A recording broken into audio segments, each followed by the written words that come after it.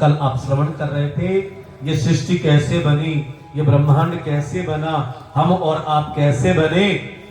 और श्रृंगी ने परीक्षित से कहा, परीक्षित हमें जाना तो सभी को है, लेकिन इस संसार को छोड़ने के बाद हमारा घर कहाँ है ये हमें पता होना चाहिए। और हमारा घर कहाँ है? न स्वर्ग में, न वैकुंठ में, न भगवान नारायण के धाम में। हमारा घर तो इन सब से आगे हद पार बेहद है, बेहद पार अक्षर, अक्षर पार वतन है। जागिए निज घर, वह अपना घर है। इसलिए हम सबको ये पता होना चाहिए कि हमारा घर कहाँ है और हम आए क्यों। देखो, आप अपने घर से यहां तक चलकर आए हो, कोई 1.5 किलोमीटर से, कोई 2 किलोमीटर से आए हैं ना। तो कोई पूछे गेट पर क्यों आए हो, तो आप क्या जवाब दोगे? भागवत सुनना आया। और भागवत सुनकर फिर क्या करोगे? प्रसाद लेकर अपने अपने घर जाएंगे। तो ये हमें पता होना चाहिए कि हम क्यों आए हैं। और जब आ गए हैं तो जब संसार छूट जाएगा या हमारा काम पूरा हो जाएगा, हम जाएंगे कहां? क्यों आए, कहां से आए और हमारा घर कहां है, ये इतना जब पता चल जाता है, इसी का नाम ब्रह्म ज्ञान। और बाकी के सब ज्ञान तो ज्ञान है, लेकिन ब्रह्म ज्ञान यही है अपने आप को जानना। हमारे गुरुदेव महामती प्राणनाथ जी अपनी वाणी में कहते हैं, पहले आप पहचानो रे साधो, पहले आप पहचानो, बिना आप चीने पार ब्रह्म को कौन कहे मैं जानूं। सीधे भगवान को जानना बड़ा मुश्किल है, परमात्मा को जानना बहुत मुश्किल है। पहले अपनी आत्म पहचान, आत्मा को जो जान लेता है वो परमात्मा को भी जान लेता है। और जब श्रृंगी ने परीक्षित से कहा, परीक्षित एकदम मोह माया से दूर हो गए और सुखदेव जी के शरण में गए। सुखदेव जी महाराज ने श्रीमद् भागवत कथा श्रवण करवाई। हे परीक्षित, इस तरह हमारे भारत देश में अनेकों संत हुए हैं, अनेकों ऋषि मुनि हुए हैं, लेकिन उन्हीं संतों में एक महिला का नाम, एक नारी का नाम चारों तरफ गुंजायमान है, जिनको संत भी शीश झुकाते हैं। ऐसी एक महान नारी हुई है अपने भारत देश में, जिनका नाम था अनुसुईया। आइए अत्रि और अनुसुईया की कथा हम बड़े प्रेम से सुनते हैं।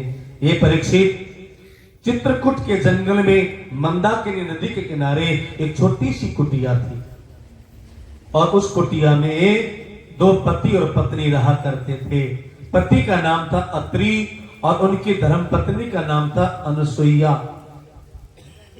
अनुसुईया के माता पिता का नाम था करदम और देवहूति। ये अनुसुईया आदि 9 बहनें हुई हैं, और 9 बहनों के बाद उनके भाई का नाम है कपिल भगवान। कभी आप गंगा सागर गए हैं तो गंगा सागर में कपिल मुनि का आश्रम है, और इन कपिल मुनि ने अपनी मां देवहूति को सांख्य शास्त्र का उपदेश देकर अपनी मां को भी मुक्ति मार्ग में लगा दिया। ऐसे ऐसे बेटे हुआ करते थे माताओं बहनों भाइयों, जो अपने माता पिता को भी मुक्त कर दिया करते थे। और हमारे शास्त्र क्या कहते हैं? वह पिता पिता नहीं है जो अपने पुत्र को धार्मिक शिक्षा न दे, वह माता माता नहीं है जो अपने पुत्र को धार्मिक शिक्षा न दे, वह देव देव नहीं है जो अपने जो पूजक है उनको धर्म का मार्ग न बताए, वह गुरु गुरु नहीं है जो अपने शिष्य को धर्म का रास्ता न बताए, पाप की ओर प्रवृत्त करने वाला। ऐसे हमारे शास्त्रों में उल्लेख आया है। गुरु वह है, संत वह है जो अपने अनुयायियों को, अपने शिष्यों को धर्म का मार्ग, सच्चाई का मार्ग, सत्य का मार्ग बताते। गुरु वो नहीं है जो टोने टोटकों में उलझा के रखे।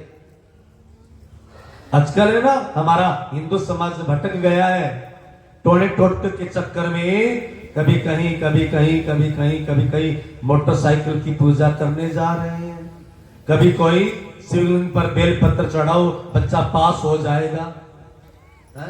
टोटका देखो, शिवलिंग पर 1 महीना सावन के महीने में बेलपत्र चढ़ाओ बच्चा पास हो जाएगा। मैंने कहा पढ़े बिना पास हो जाते तो हम तो पागल थे, पढ़ पढ़ के पास हो गए। पहले पता होता तो बेल पत्र रख देते, सिग्नेचर पर पास ही हो जाते। फिर स्कूल की आवश्यकता क्या है, फिर टीचर की आवश्यकता क्यों? बेचारे बच्चे 6-6 बजे उठकर चले जाते, वो तो फेल ही हो जाएंगे। जब बिना पढ़ने वाला बच्चा बेल पत्थर ऐसे न जाने कितने सारे टोने टोट के ऐसे कर लोगे हो जाएगा। लेकिन हमारे शास्त्र कहते हैं वह संत कभी नहीं हो सकता है जो अपने शिष्यों को, अनुयायियों को इधर उधर भटकाकर परम तत्व का और सत्य का मार्ग न बताए। ऐसे गुरु जीवन में आ जाए माताओं बहनों भाइयों तो गुरु बड़े महान हो। सुखदेव जी कहते परीक्षित, अत्रि और अनुसैया, अत्रि ऋषि है और अनुसैया महान पतिव्रता है। पतिव्रता का मतलब जो पति की सेवा को ही अपना सबसे बड़ा धर्म समझे, पति के सुख में सुख होना और पति के दुख में दुखी हो जाना। और आजकल एक बार एक माता जी बोल रही थी, गुरुजी मैं ही पतिव्रता हूं। मतलब कैसे? माता जी बोलते पति को खूब बरतती हूं मैं, सास ही कौन लेने दे, सारा दिन काम करवाऊं, बरतती रहती हूं मैं, इसलिए मैं पतिव्रता हूं। उसको पतिव्रता नहीं कहते हैं, ठीक है ना? पति जो पति की सेवा करे, पति लूला हो, लंगड़ा हो, काला हो, कलूटा हो, हाँ सोना हो, भुंडा हो, जैसा भी है वह पति है हमारा। इसको कहते हैं पतिव्रता। अनुसैया महान पतिव्रता है और इतनी बड़ी पतिव्रता है कि चारों तरफ माता जी अनुसैया का डंका बजने लग गया कि पतिव्रता हो तो माता अनुसैया जैसा। लेकिन माता बहनों भाइयों, इधर लक्ष्मी पार्वती सावित्री को अभिमान हो गया, हमसे बड़ी पतिव्रता तो कोई संसार में है ही नहीं। तो भगवान को सब कुछ अच्छा लगता है, लेकिन जो भक्त होते हैं ना, अपने भक्तों को जब अभिमान आता है तो भगवान को बहुत पीड़ा होती है। भगवान ने सोचा कि लक्ष्मी पार्वती सावित्री इन तीनों का अभिमान हमें तोड़ना पड़ेगा।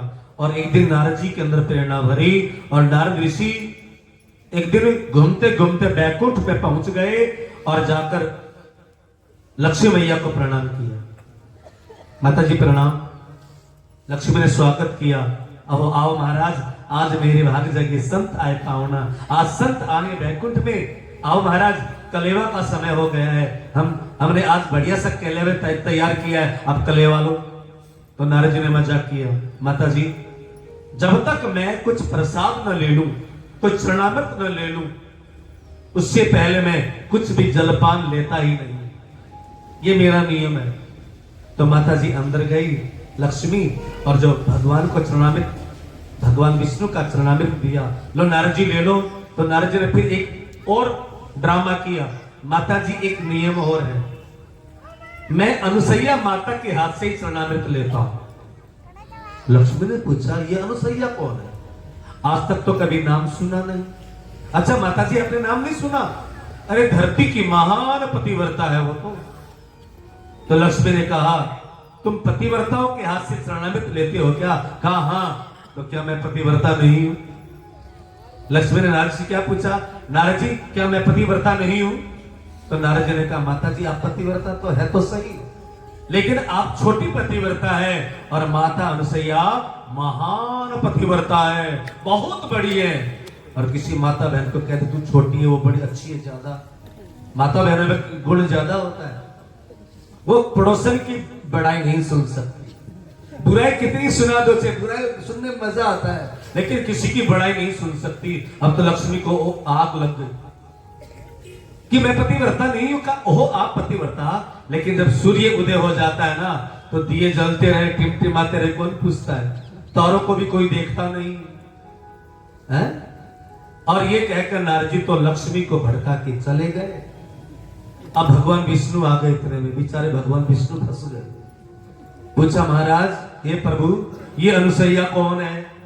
तो भगवान विष्णु ने जय जयकार किया, जय हो अनुसैया की जय हो।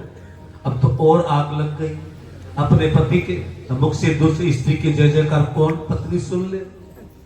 किसी की हिम्मत थोड़ी ना है कोई पति दूसरे स्त्री की बड़ाई कर दे, और इधर तो भगवान विष्णु तो साक्षात सामने बड़ाई कर रहे हैं।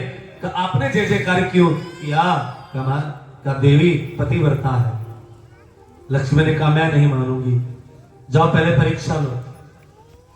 भगवान विष्णु कहते देवी मैं भक्तों की परीक्षा ले लूंगा, मैं सेवकों की परीक्षा ले लूंगा, मैं दानियों की परीक्षा ले लूंगा, मैं तपस्वियों की परीक्षा ले लूंगा, लेकिन पतिव्रताओं का डर लगता है मुझे। एक बार मैंने वृंदा का पतिव्रता भंग किया था, मुझे पत्थर बनना पड़ा था। लक्ष्मी ने कहा महाराज कब किया था जरा बताओ ना। तो भगवान विष्णु कहते हैं एक बार देवता दानों में युद्ध चल रहा था, राक्षस था एक जिसका नाम था जलंधर, मर नहीं रहा था। देवताओं की सेना में आता, मारकाट मचा के चला जाता। देवताओं को चिंता हो गई, भगवान विष्णु से कहा प्रभु ये जलंधर मरता क्यों नहीं, इसके पास क्या शक्ति है? तो भगवान विष्णु ने कहा जलंधर के पास कोई शक्ति नहीं है, जलंधर के पास कोई शक्ति नहीं है। जलंधर की जो पत्नी है ना वृंदा, वो महान पतिव्रता है। और जब ये राक्षस युद्ध के लिए चला जाता है तो वृंदा आंखें बंद करके बैठ जाती है, आंखें बंद करके बैठ जाती है, उसकी तपस्या बढ़ती जाती है और जलंधर मरता नहीं है। ये सब करामात वृंदा की। भगवान विष्णु से देवी देवताओं ने कहा महाराज फिर वृंदा का पतिव्रता तोड़ो ना। कहा मैं तोड़ू, कल मैं तोड़ूंगा।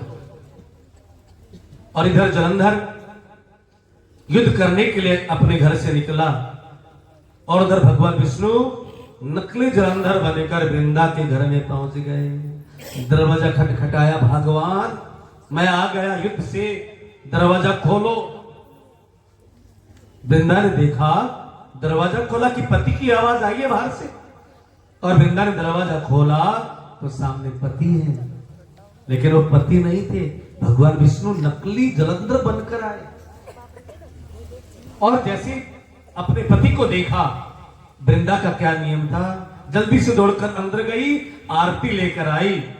पतिदेव आओ, आप युद्ध से आए हो, मैं आपकी आरती उतारती हूँ। आरती उतारने के बाद जैसे ही पति के पैरों को छूकर, मैंने कल कहा था ना पर पुरुष के पैरों को नहीं छूना चाहिए, जैसे ही वृंदा ने भगवान विष्णु को अपना पति समझकर उसके पैरों को टच किया, प्रणाम किया, उसी समय उसका पति जलंधर युद्ध भूमि में मारा गया।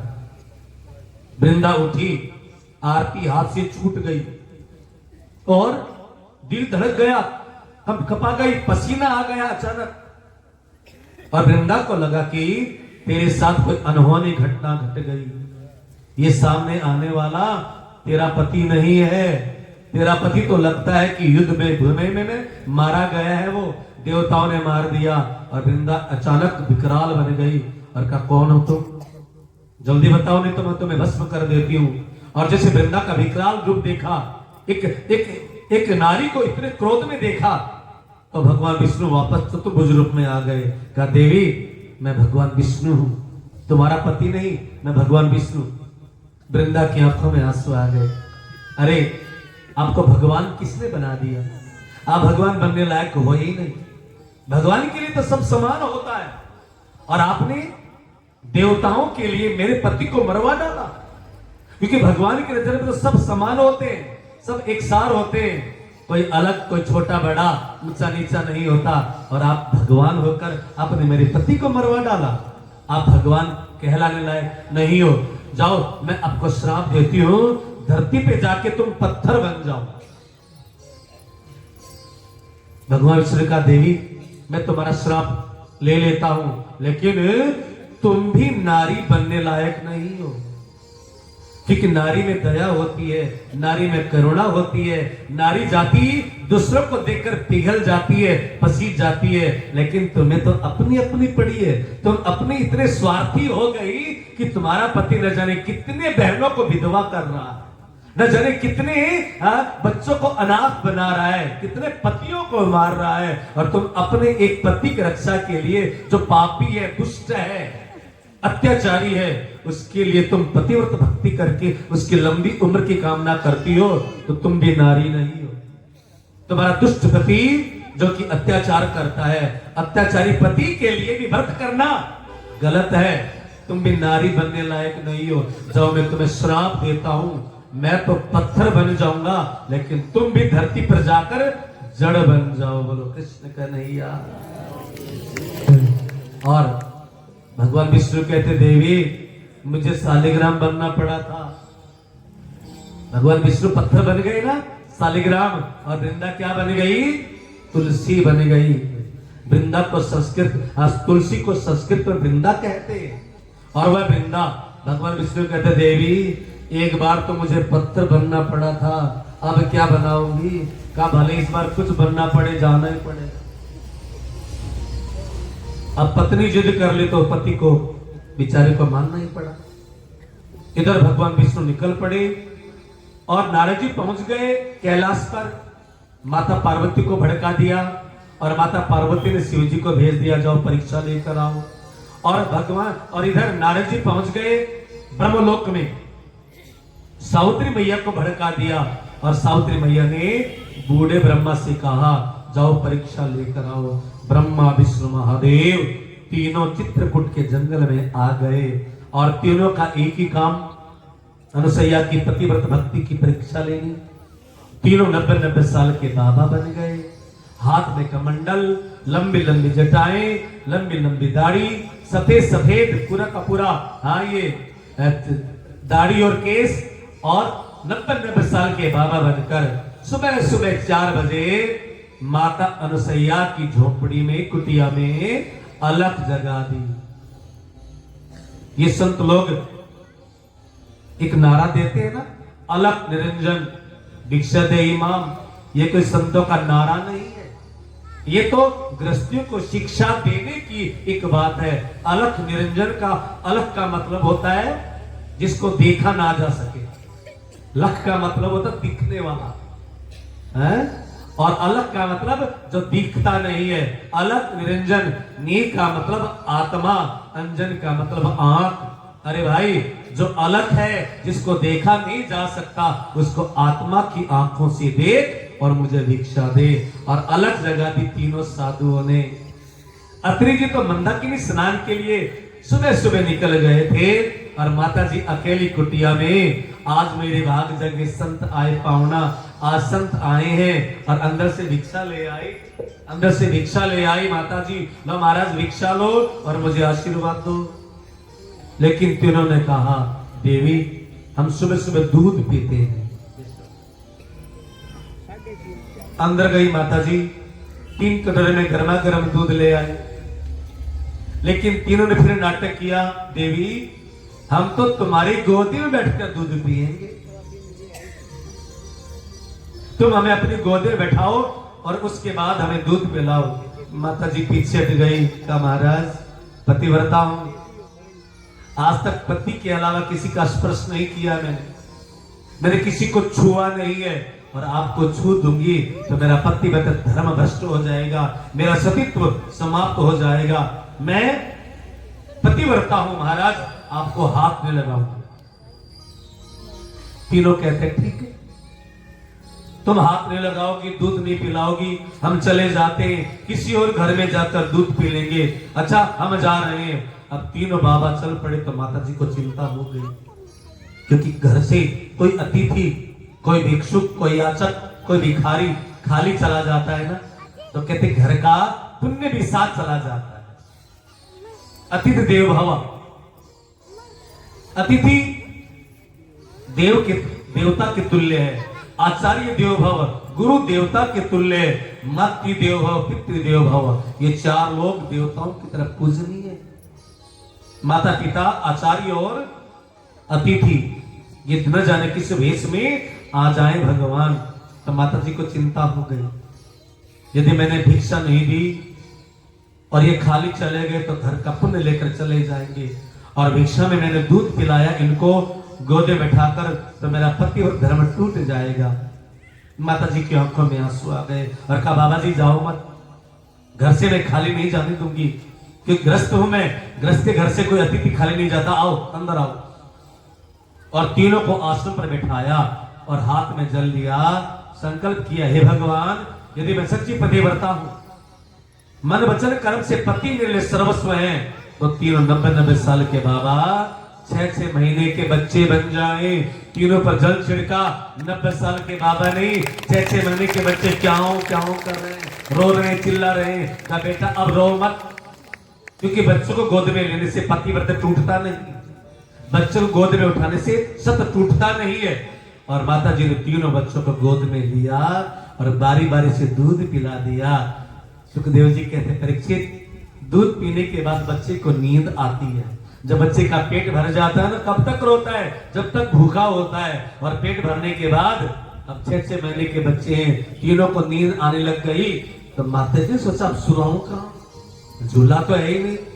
पहले से पता होता झूला ले आती है तो अचानक आए, अपनी साड़ी का ही झूला बना दिया। एक इधर खूंटी से बांध दिया, एक दूसरा सिरा उस दूसरे से खूंटे से बांध दिया, और तीनों को एक ही झूले में पटक दिया। बेचारों को सांस भी नहीं आ रही, एक दूसरे के ऊपर नीचे पड़े। बेटा सो, अब तुम सो जाओ, थोड़ी देर के बाद तुम्हारे पापा आने वाले, मैं घर का काम कर लेती हूँ, तुम्हारे पापा के लिए रोटी सब्जी तैयार कर लेती हूँ, तब तक तुम यहाँ पर झूलो, सो जाओ। और तीनों को झूला दिया। झूल रहे 3 देव बन कर के लालना, झूल रहे 3 देव बन करके लालना, माते अनुसुईया ने डाल दिया पालना, माते अनुसुईया ने डाल दिया पालना। झूल रहे 3 देव बन कर के लालना, झूल रहे 3 देव बन करके लालना, माते अनुसुईया ने डाल दिया पालना, माते अनुसुईया ने डाल दिया ओ माते अनुसुईया ने डाल दिया पालना, माते अनुसुईया ने डाल दिया पालना। बालक की भांति प्रभु रुदन मचावे, बालक की भांति प्रभु रुदन मचावे, ब्रह्मा जी शिव को संकेत में बतावे, ब्रह्मा जी शिव को संकेत में बतावे। लेने आए वेद यहाँ गली नहीं डालना, लेने आए वेद यहाँ गले नहीं डालना, माते अनुसुईया ने डाल दिया पालना, माते अनुसुईया ने डाल दिया पालना। झूल रहे 3 देव बन करके लालना, झूल रहे 3 देव बन करके लालना, माते अनुसुईया ने डाल दिया पालना। माते अनुसुईया ने डाल दिया पालना। तीनों को झुला दिया। भगवान श्री रोने लग गए, क्योंकि भोले भंडारी है ना, मन में सोचा कहा के फंसा दिया। भगवान श्री रोने लग गए तो ब्रह्मा जी ने समझाया, क्योंकि ब्रह्मा जी जरा बड़े हैं ना, बूढ़े हैं, अब चुप हो जा, क्यों हल्ला मचा रहा है, पार्वती की ज्यादा याद आ रही है क्या, चुपचाप सो जा। अभी तो माते ने बच्चा बनाया है और बंदर बना के जंगल में छोड़ देगी तो क्या करेगा। बेचारे शिव जी डर के मारे चुप हो गए। माता जी दौड़ कर आई, क्या कौन सा बच्चा रो रहा है, ओ तुझे जल्दी भूख लग गई क्या। गोद में उठाकर भगवान शिव को लाड प्यार कर रही है। उर में उमंग भरे माता पुचकारे, उर में उमंग भरे माता पुचकारे, रोव मती लाल मेरे वचने उचारे, रो मती लाल मेरे वचन उचारे। खाओ पियो खिलो पर करो मत चालना, खाओ पियो सब गानो कह दो। अरे माते अनुसुईया ने डाल दिया पालना, अनुसुईया ने डाल दिया पालना, झूल रहे 3 देव बन करके लालना, झूल रहे 3 देव बन करके लालना, माते अनुसुईया ने डाल दिया पालना, माते अनुसुईया ने डाल दिया ओ पालना, माते अनुसुईया ने डाल दिया पालना। माते अनुसुईया ने डाल दिया पालना। ब्रह्मा विष्णु महादेव तो झूल रहे हैं चित्रकूट में माता जी की कुटिया में, और इधर लक्ष्मी पार्वती सावित्री को चिंता हो गई, हमारे पति कहां गए। और तीनों देवियां अपने अपने पति को ढूंढते हुए सब मंदिरों में घूम आई, सब तीर्थों पर देख आई, लेकिन वहां हो तो मिलेंगे ना। और आखिर तीनों देवियां अपने पति को खोजते खोजते चित्रकूट के जंगल में आ गई और अचानक नारद जी मिल गए। अरे नारद जी, इधर आना।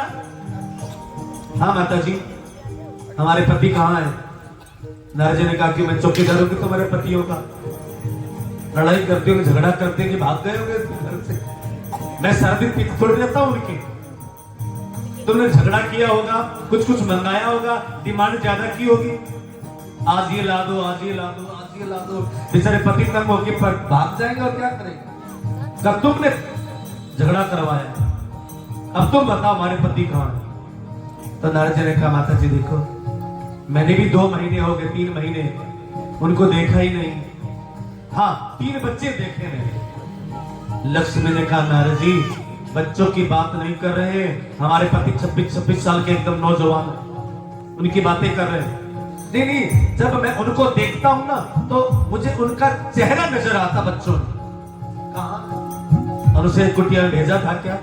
हाँ भेजा तो था, चलो वहीं पर चल के दिखाता हूं। और नारद जी तीनों को लेकर माता जी कुटिया में आ गए। दरवाजा खटखटाया, माता जी दरवाजा खोलो, देखो बाहर कौन आई है। और माता जी ने दरवाजा खोला तो नारद जी के पीछे 3 देवियां। और माता जी ने गुस्से में नारद जी से कहा, नारद जी के बच्चे, मैंने एक नौकरानी बुलवाई थी, 3 लेकर क्यों आ गया? लक्ष्मी ने सोचा कहा तो बैकुंठ की पटरानी और ये बुढ़िया तो मुझे नौकरानी समझ रही है? नहीं माता जी, नौकरानी कहाँ मिलती है आजकल? आजकल काम धाम वाली भाई मिलती नहीं है। तो ये लक्ष्मी पार्वती सावित्री आपसे मिलने आई है। ओहो बेटी माफ करना, बुढ़ापा आ गया, पति से कई बार का चश्मा लगवा दे तो समय के मेरे दिखता ही नहीं है, आओ आओ अंदर आओ। और तीनों को अंदर ले गई माता जी और कहा पार्वती कौन सी है? तो पार्वती ने कहा मैं हूं। तो पार्वती सुन, ये जो सबसे अलग सुला के रखा है ना, दिन भर सेवा करनी पड़ती है, दिन भर इसी के चक्कर में पड़े रहना पड़ता है, उठा ले इसको, ये तेरा पति है, ये शिव जी है। पार्वती आगे बढ़ी, पल्ले में से शिव जी को उठाने के लिए हाथ आगे किया, वापस खींच लिया। नारद जी पीछे खड़े थे, उठा लो, उठा क्यों नहीं रही हो? पार्वती ने कहा नारद जी कैसे उठा लो? रास्ते में लोग पूछेंगे, लेकर जाऊंगी गोद में तो रास्ते में लोग पूछेंगे पार्वती ये छोरो कद हो गयो? मैं लोगों को क्या जवाब दूंगा? क्योंकि गोद में तो छोरा बेटा होता, पति थोड़ी होता है, उसको कैसे कि तो गोद में शिव जी है। लोग पूछेंगे पार्वती ये लड़का कब हो गया तेरे? तो मैं क्या कहूं? मैं तो नहीं उठा सकती, शर्म आ रही। और इतने में अत्रि जी भी आ गए। नारद जी के साथ 3 देवियों को देखा। अनुसुईया से पूछा देवी ये कौन? अनुसुईया ने कहा पति देव, आप तो सारा दिन माला जपते रहते हो, तपस्या करते रहते हो, कोई बच्चे की शादी वादी की चिंता या नहीं है? अभी इनकी शादी नहीं करनी क्या? अत्रि अभी 6 महीने की देवी, इनको बड़े होने को फिर तो शादी करेंगे अभी, और कम से कम रिश्ता देखना था तो 2-4 साल का गैप तो चल सकता है, 20-20 साल का गैप कैसे चलेगा? ये बच्चे हैं और ये तो युवती बुद्धि आ गई।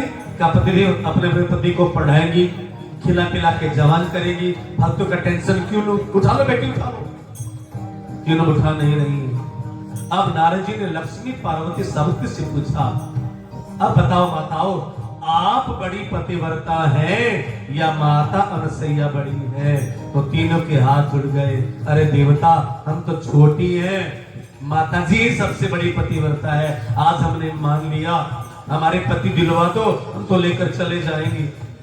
तो नारद जी ने कहा देखो, सास बहू का झगड़ा एक बार शुरू हो गया तो जल्दी से शांत नहीं होता है, इसलिए सास को तुम्हें कभी माफ करे या ना करे कोई पता नहीं है। तुम्हें पति चाहिए ना तो ससुर को प्रणाम कर लो, ससुर बड़े अच्छे। और तीनों ने ससुर को प्रणाम किया, पिताजी प्रणाम प्रणाम प्रणाम। तो तीनों को आशीर्वाद दिया। अत्रि ऋषि ने सुहागवती भावा सुहागवती भावा सुहागवती भावा। तो नारद जी ने मजाक किया, महाराज क्या खाक सुहागवती होंगी? इनका सुहाग तो पल्ले में झूल रहा है। सुहाग दोगे तो सुहागवती होगी ना। ये छोटे छोटे बच्चे सुहागवती, इनको लगे कैसे सुहागवती हो जाएंगी। अत्रि ने कहा अनुसैया दे दो इनके पति वापस लौटा दो। देखो कितनी शर्मसार है ये। और पति के कहने पर माता अनुसैया ने हाथ में जल लिया, हे भगवान यदि मैं सच्ची पतिव्रता हूँ, मन वचन कर्म से पति मिले सर्वस्व है, तो तीनों छोटे छोटे बच्चे अपने असली रूप में आ जाए। जल छिड़का, वहां पर बच्चे नहीं त्रिदेव खड़े हैं, ब्रह्मा विष्णु और महादेव। तीन देवी दुखी होकर कुटिया में पधारी, तीन देवी दुखी होकर कुटिया में पधारी। माता हमें पति देव विनती हमारी, माता हमें पति देव विनती हमारी। तीन पुत्र तीन बहू आए मेरे आंगना, तीन पुत्र तीन बहू आए मेरे आंगन। अरे हाथ अनुसुईया ने ढाल दिया पालना, हाथ अनुसुईया ने डाल दिया पालना। झूल रहे तीन देव बन करके लालना, झूल रहे तीन देव बन करके लालना। हाथ अनुसुईया ने ढाल दिया पालना, हाथ अनुसुईया ने डाल दिया पालना। ओ हाथ अनुसुईया ने ढाल दिया पालना, हाथ अनुसुईया ने डाल दिया पालना। बोलो भक्त और भगवान की। माता बहनों भाइयों, ऐसी होती थी हमारे इस भारत देश की महान नारी। ये नारियां जिन्होंने पति की सेवा करके अपने गोद में ब्रह्मा विष्णु महादेव को भी झूला झूला दिया। तीनों ने कहा हे मुनिवर, आज हम आपके नकली पुत्र बने हैं। हमें पहली बार पता चला माँ की गोद में कितनी ममता होती है, माँ की गोद में कितना वात्सल्य होता है।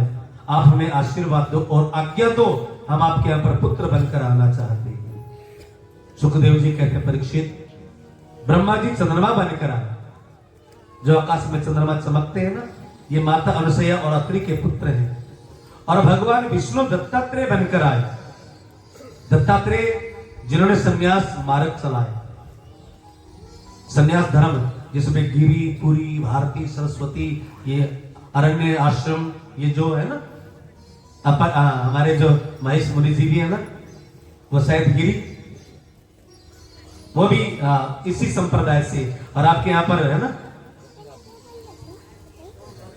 रति, तो ये संप्रदाय, ये जो पंथ चला, पहले क्या नियम होता था, जो ब्रह्मचारी होता था ना वही सन्यासी बनता था। पहले क्या नियम होता था, जिसने विवाह नहीं किया, जो ब्रह्मचर्य पूर्वक अपने जीवन को गुजारने के बाद फिर वो बाद में साधु बनता था। लेकिन दत्तात्रेय ने, जो कि भगवान विष्णु के अवतार है, उन्होंने अवतार लेकर बाद में ब्रह्मचर्य के बाद गृहस्थ, और गृहस्थ भी यदि जिसमें कोई वैराग आ जाए वो बाद में सन्यासी बन सकता है। तो ये सन्यास धर्म चलाया और भगवान शिव दुर्वासा बनकर आए। ये दुर्वासा ऋषि है ना, अत्रि और अनुसैया के पुत्र हैं। और ममतामयी माँ की गोद में आकर तीनों धन्य हो गए।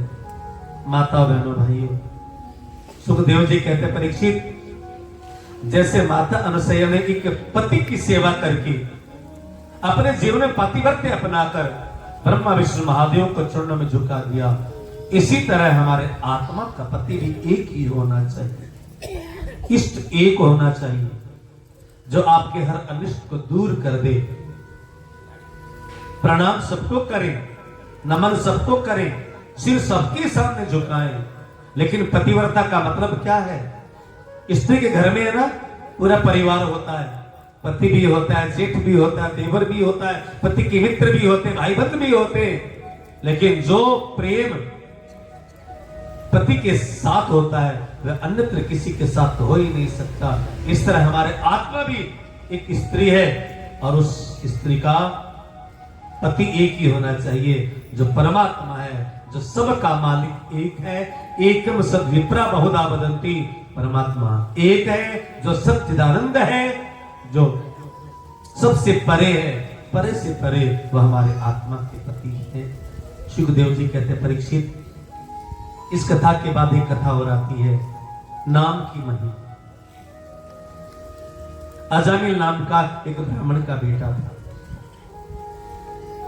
जब 7-8 साल का हुआ तो अजामिल को पढ़ने के लिए माता पिता ने गुरुकुल में भेज दिया और गुरुदेव से कह दिया, गुरुदेव अब ये बेटा आपका ही है, अब ये शिष्य आपका है, आपके पास रहकर सेवा करेगा, हमने ये आपको चढ़ा दिया है।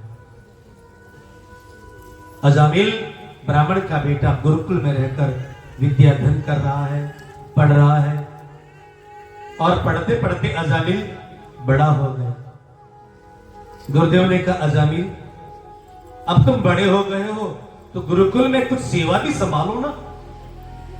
चलो बच्चों से सेवा नहीं होती है, तुम नौजवान हो गए हो, अब तुम्हें सेवा करनी है गुरुकुल की। कहा, गुरुजी मुझे क्या सेवा आप मुझे करने की आज्ञा दोगे?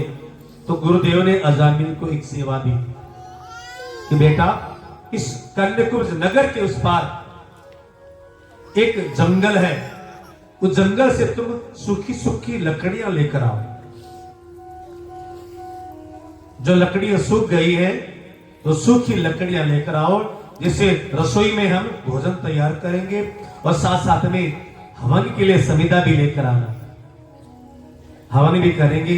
हवन की लकड़ियां और रसोई के लिए लकड़ियां इकट्ठी करके लाओ। अजामिल ने कहा, ठीक है गुरुजी, मैं जा रहा हूं। लेकिन जाते जाते गुरुदेव ने अजामिल को एक आज्ञा और दी। अजामिल, नगर के उस पार जंगल में जाने की 2 मार्ग हैं, एक नगर के बाहर से और एक नगर के बीच से। बेटा नगर के बीच में कभी मत जाना, नगर के बाहर बाहर जाना और नगर के बाहर बाहर आना। अजामिल ने मन में सोचा, गुरु की आज्ञा सबसे बड़ी है, मैं गुरु की आज्ञा का पालन करूंगा और गुरुदेव ने जो मार्ग बताया है उसी मार्ग पर चलूंगा। जो अच्छे व्यक्ति होते हैं ना, अच्छे लोग, अच्छे मानव, वो गुरुजनों के बताए मार्ग पर, अपने माता पिता और बड़े बुजुर्गों के बताए हुए मार्ग पर चलकर बड़े प्रसन्न होते हैं। लेकिन एक दिन अजामिल को लगा, किसी ने बताया, भाई ये तो लंबा रास्ता है, घूमकर आना पड़ेगा, घूमकर जाना पड़ेगा, और शहर के बीच से जाएगा ना शॉर्टकट है, जल्दी जाएगा जल्दी आएगा। अजामिल ने सोचा, गुरु जी को थोड़ी पता चलेगा, गुरु जी को तो लकड़ियों से मतलब है, मैं किधर से जाऊं किधर से आऊं ये थोड़ी ना मतलब है।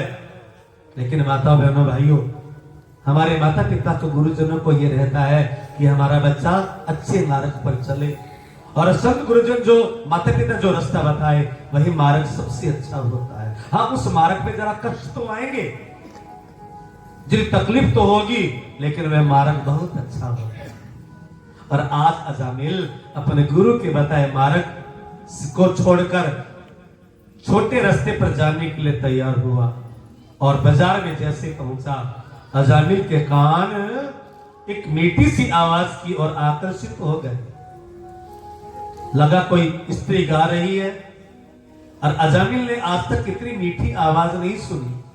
वो बचपन में से गुरुकुल में रहा, जवान हो गया, गुरुकुल में ही रहा, पला पोसा, और आज जो मीठी सी आवाज सुनी, उस आवाज को सुनकर अजामिल के कदम रुके नहीं, और अजामिल जिधर से गाने की आवाज आ रही थी उधर पांव चले गए। कुछ सीढ़ियों चढ़ गया अजामिल तो एक कोठे में पहुंच गया, और वहां पर एक नाचने गाने वाली गा रही है, नाच रही है, और कुछ शराबी शराब पीकर उसके चारों तरफ मंडरा रहे हैं।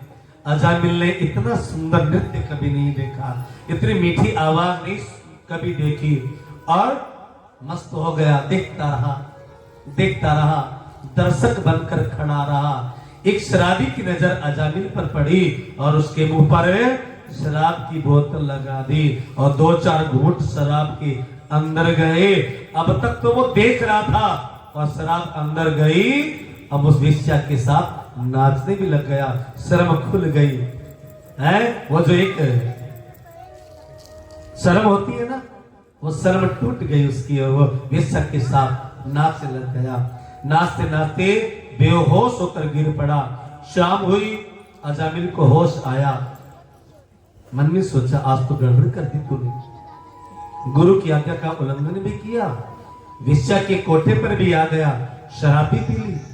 अब पता नहीं गुरुजी माफ करेंगे या नहीं करेंगे।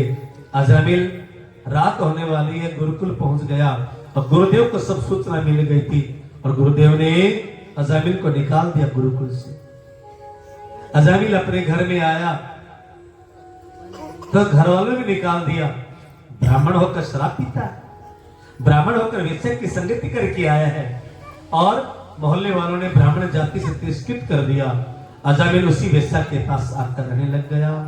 कुछ समय के बाद वेश्या से विवाह कर लिया और बाल बच्चे भी हो गए। बच्चों का पालन पोषण करने के लिए और वेश्या का पेट भरने के लिए अजामिल चोरी करने लग गया। चोरी से काम नहीं चला, लूटपाट करने लग गया। लूटपाट से काम नहीं चला तो डाका डालने लग गया। और जो एक ब्राह्मण का बेटा कभी गुरुकुल में रहा था अजामिल, आज बड़ा भयंकर डाकू बन गया। जिस गली से निकल जाए लोग दुबक जाते थे, भागो डाकू आया, डाकू। और माताओं बहनों भाइयों, क्योंकि अजामिल कभी संतों के पास तो रहा था ना, संतों का सत्संग किया था। वो सत्संग किया हुआ खाली नहीं गया, व्यर्थ नहीं गया। संत जब कृपा करते हैं तो किसी को भी बदल देते हैं। और एक बार कुछ संत कान्यकुब्ज नगर में आए, शाम हो गई थी, 10-12 साधु संत रहे होंगे। तो उन्होंने नगर वालों से पूछा, भाई हमें रात को यहां पर रहना है, हम रात को यहां पर रहकर भजन करेंगे, सत्संग करेंगे और भोजन लेंगे। तो कोई अच्छा सा घर बताओ, वैष्णव घर हो, भक्तों का घर बताओ, जिस पे जाकर हम रात को ठहर सके, भोजन कर सके। तो लोग मजाक करने वाले होते ही, ढांढवे बहुत से लोग मजाक करने वाले होंगे। उन्होंने कहा महाराज वो जो कोठी है ना, वो भक्तों की कोठी है, भेज दिया वेश्या के घर पे। जब महाराज वो सबसे बड़ा भगत है। लोगों ने तो मजाक किया था, बेचारे भोले वाले साधु पहुंच गए, अलग जगाई, भिक्षा दे मां। वेश्या श्रृंगार करके बाहर निकली, महाराज आज मेरे भाग जगे, संत आए पावना, जिंदगी में पहली बार कोई साधु संत मेरे घर के सामने आए हैं। आओ महाराज जल्दी से भिक्षा ले लो और चले जाओ। देवी हम तो रात को रुकने के लिए आए थे। महाराज यहाँ पर तो रात को शराबी, कबाबी, जुआरी और लफंगे लोग रहते हैं, संतों के लिए रहने के लिए घर नहीं। देवी तुम कौन हो? कहा महाराज मैं छुपाऊंगी नहीं अपने आप को। लोग छुपा लेते अपनी पहचान को, लेकिन मैं अपनी पहचान नहीं छुपाऊंगी। महाराज मैं इस शहर की बदनाम गणिका हूं, नाचना गाना मेरा पेशा है और मेरा पति इस इलाके का बड़ा भयंकर डाकू है, अजामिल जिसका नाम है। देवी हम तो सोचे थे रात को रुकेंगे, सत्संग करेंगे, तो ठीक है हम जा रहे हैं। वेश्या ने कहा महाराज भिक्षा तो ले जाओ। देवी तुम्हारे घर का भिक्षा नहीं लेंगे, तुम्हारे घर में तो पाप का अन्न है। ये नाच का कागा कर, लूटपाट करके, चोरी करके जो अनाज घर में लाया जाता है, हम खाएंगे तो जैसा खावे अन्न वैसा हो मन। हम अपने मन को पवित्र रखना चाहते हैं तेरे यहाँ। और इतने में अजामिल आ गया, नशे में टूलता हुआ, हाथ में नंगी तलवार, और अपने घर के सामने साधु संतों का जमावड़ा देखा, आंखें चमक उठी। अरे महाराज आओ आओ आओ, बाहर क्यों खड़े हो, अंदर आओ ना। आपको नशा करना है तो अंदर आओ, अंदर बैठाकर पिलाऊंगा मैं आपको। संतों ने सोचा अभी ये मूर्ख हमें शराब भी पिलाएगा, नशा करवाएगा, घबरा गए। अजामिल ने कहा डरते क्यों हो, आते हैं यहाँ पर, भगवान वाले भी आते हैं, दिन भर खूब मांगते हैं, लूटते हैं, लोगों से झूठ बोल बोल कर लेते हैं और रात को अपनी झोली खाली करके नशा करके चले जाते हैं। क्योंकि ऐसे भी साधु होते हैं जो वो साधु नहीं कहलाते, ध्यान देना, वो बहुरूपिया होते हैं। साधु तो नशा छुड़वाते, नशा करते नहीं है। अच्छा बार बार अजामिल कह रहा अंदर आओ, महाराज डरते क्यों हो? तो संतों ने कहा अजामिल सुनो, हम वो साधु नहीं है जो नशा करते हैं, हम तो वो साधु हैं जो नशा करवाते। नशा करवाते भी हो तुम्हारे पास कौन सा नशा, जरा झोली निकालो, हमें दिखाओ ना। संतों ने कहा जामिल, तुम जो नशा करवाते हो उसका नशा रात भर में उतर जाता है, दोबारा बार बार वो नशा करना पड़ता है। लेकिन हम जो नशा करवाते हैं एक बार जीवन में चढ़ गया वह नशा कभी उतरेगा नहीं। का कोई ऐसा भी नशा है? हाँ हाँ। संतों ने कहा अजामिल, जितने नशे संसार के उतर जात प्रभात, नाम तुम्हारी नान का चढ़ी रहे दिन रात। परमात्मा के नाम का नशा तो जीवन में एक बार कर लोगे वह नशा कभी उतरेगा नहीं। जो नशा मीराबाई ने किया, जो नशा धन्ना जाट ने किया, जो नशा नरसिंह मेहता ने किया, जो नशा तुलसी बाबा ने किया, जो नशा सूरदास ने किया, वो नशा जीवन में चढ़ जाए माताओं बहनों भाइयों। वो कर्माबाई को नशा चढ़ गया। ऐसा नशा जीवन में जब चढ़ जाता है उतरता नहीं है। और हमारा तो नशा बड़ा जल्दी उतर जाता है। 7 दिन तक तो बड़े अच्छे रहेंगे, उसके बाद फिर वही हमारे बनवारी भक्ति बुला करते थे, फिर घर में जाके वही चुंडम चुंडा हो जाते हो। जब तक यहाँ बैठे कितने अच्छे से बैठे हो, लेकिन आपका ढांड गांव बहुत अच्छा है। अब भी अच्छे, आगे भी अच्छे रहोगे, मुझे पता है। संतों ने अजामिल को समझा, अजामिल ये चोरी करना छोड़ दे, ये पाप करना छोड़ दे, क्योंकि ये मानव का जीवन बार बार नहीं मिलता है। 84 लाख योनियों भटकने के बाद ये मानव का तन मिला है, और इस तन को पाने के बाद इस बार भी तुमने मुक्ति का उपाय नहीं किया तो फिर दोबारा से 84 लाख में भटकना पड़ेगा। ये मानव का तन ऐसा तन है जिससे आप भगवान की प्राप्ति भी कर सकते हैं, और जिसको वापस नरक में भी आप जा सकते हैं। ये हम पर डिपेंड है, हम क्या करना चाहते हैं। सदकर्म करोगे, सदविचार रखोगे, सत्संग करोगे और हमेशा सद कार्य करते रहोगे तो परमात्मा के धाम में जाएंगे। और उसके उल्टा करोगे तो बार बार नरक में जाना पड़ेगा।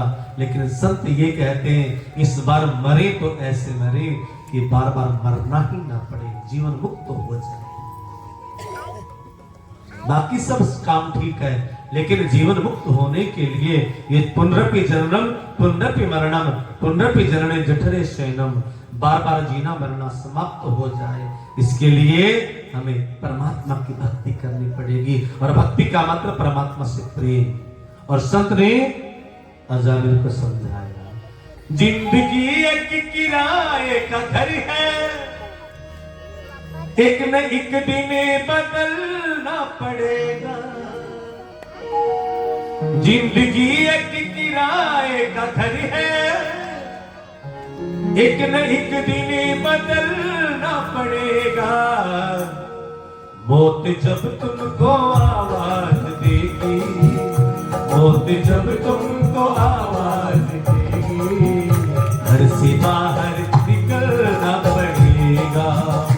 मौत जब तुमको आवाज देगी, घर से बाहर निकलना पड़ेगा।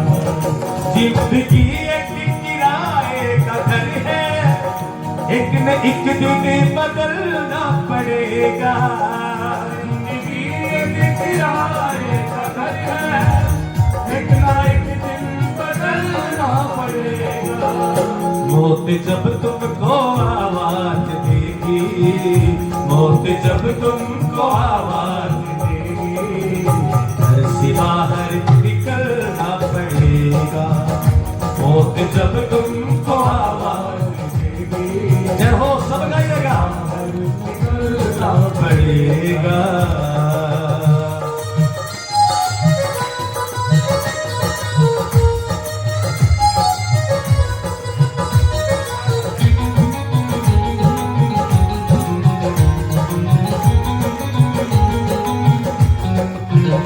ढेर मिट्टी का हरी आदमी है, एक न एक दिन तो आना यही है। ढेर मिट्टी का हरी आदमी है, एक न एक दिन तो होना यही है। ढेर मिट्टी का हरी आदमी है, एक न एक दिन तो होना यही है। ढेर मिट्टी का हरी आदमी एक ना एक दिन तो होना यही है।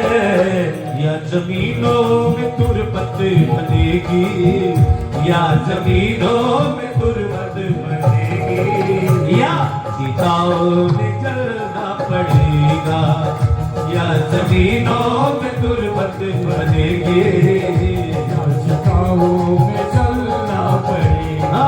हाँ, मौत जब तुमको आवाज देगी, घर से बाहर निकलना पड़ेगा। मौत जब तुमको आवाज देगी, घर से बाहर निकलना पड़ेगा।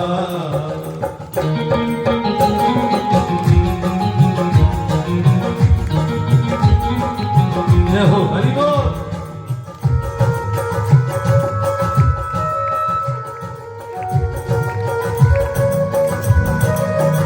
जय जय जय जय।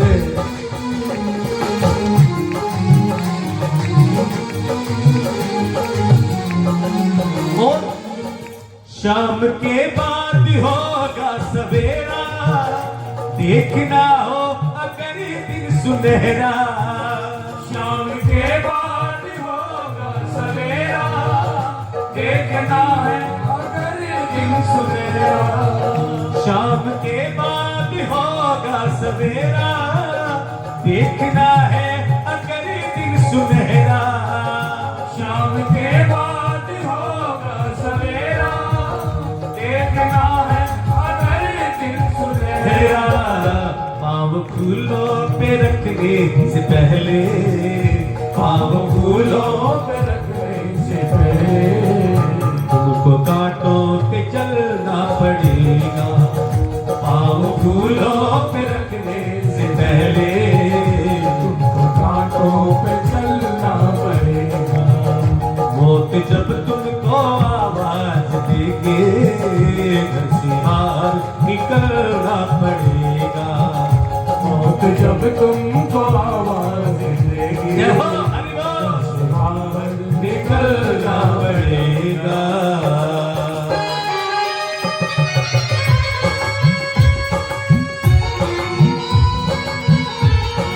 जय जय जय जय।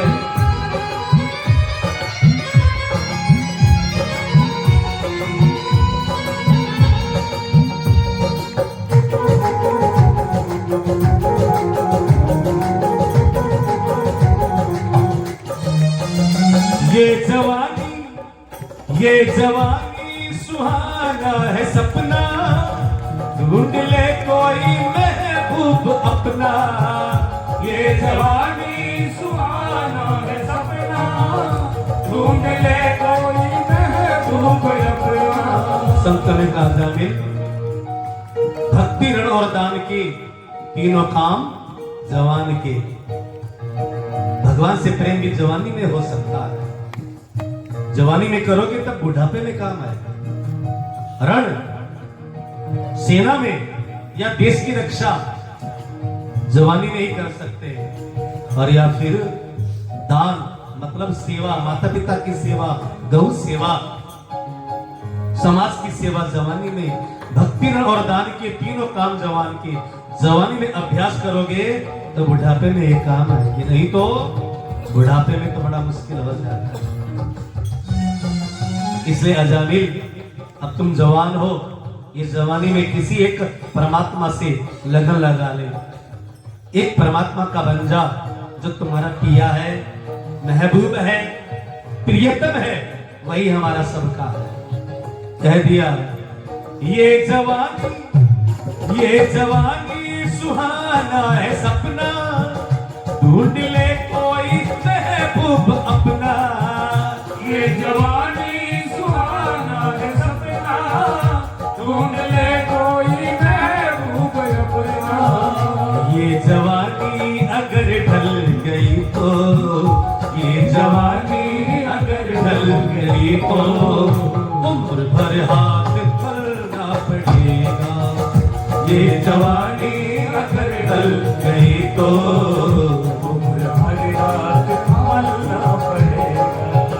जिंदगी एक किराए का घर है, एक न एक दिन बदलना पड़ेगा।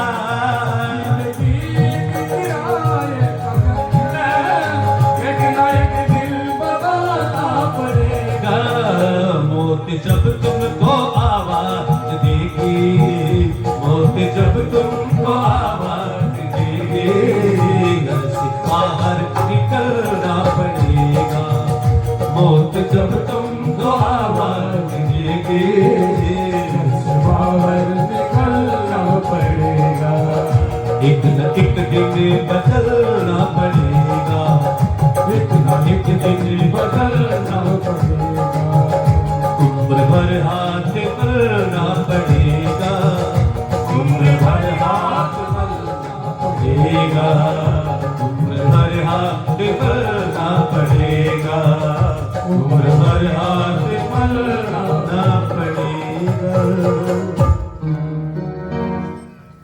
अज़ामिल ने कहा, महाराज मुझे तुम्हारी बात समझ नहीं आ रही है, ऐसा करो चले जाओ, तुम जरा वो संत नहीं है जो मैंने सुना सोच रखा था, तुम अलग तरह के संत हो। संतों ने कहा, जामिल जाते जाते एक काम हमारा कर देना। कहा, बोलो। अब की बार तुम्हारे यहां जो संतान हो, बेटा हो, उस बेटे का नाम तुम नारायण रख देना। कहा, महाराज आपने कहा कि इसका मतलब संतान होगी, संत का वाक्य कभी झूठा नहीं जाता, संतान होगी तो नाम मैं उसका नारायण ही रखूंगी। संत आशीर्वाद देकर चले गए। माता बहनों भाइयों, कुछ समय के बाद अज़ामिल के घर में एक बेटा हुआ और अज़ामिल को संत को दिया वचन याद आ गया, क्या? अपने बेटे का नाम नारायण रखना। रख दिया नारायण। खाते पीते सोते जागते बेटा नारायण कहा हो, बेटा नारायण आजा, बेटा नारायण आजा, सो जा, न जाने क्या, क्योंकि छोटे बेटे से बड़ा प्रेम अज़ामिल को। और ये माता पिता है ना, विशेषकर दो बच्चों से ज्यादा प्रेम करते हैं, एक सबसे छोटे वाला, एक सबसे बड़े वाला, बीच वाले तो बेचारे घिसड़ पिछड़ के जवान हो ही जाते। अज़ामिल छोटे बेटे से बहुत प्रेम करता है, क्योंकि नारायण नाम, खाते पीते हर घड़ी हर पल हे नारायण हे नारायण। और इधर अज़ामिल जवान बुढ़ा हो गया और नारायण जवान हो गया। बुढ़ापा आ गया तो सबको मरना है, और अज़ामिल को लेने के लिए यम के दूत आ गए। बूढ़े अज़ामिल को लेने के लिए जैसे यम के दूत आए, और जो जीवन भर पाप ही पाप करता है ना, अंतिम समय में उसको अपने पाप याद आते हैं और यम के दूत नजर आ जाते हैं। अज़ामिल को यम के दूत नजर आए तो अज़ामिल चिल्लाया, अरे नारायण बचाओ, बेटा नारायण मुझे बचाओ, ये यम के दूत मुझे लेने आए।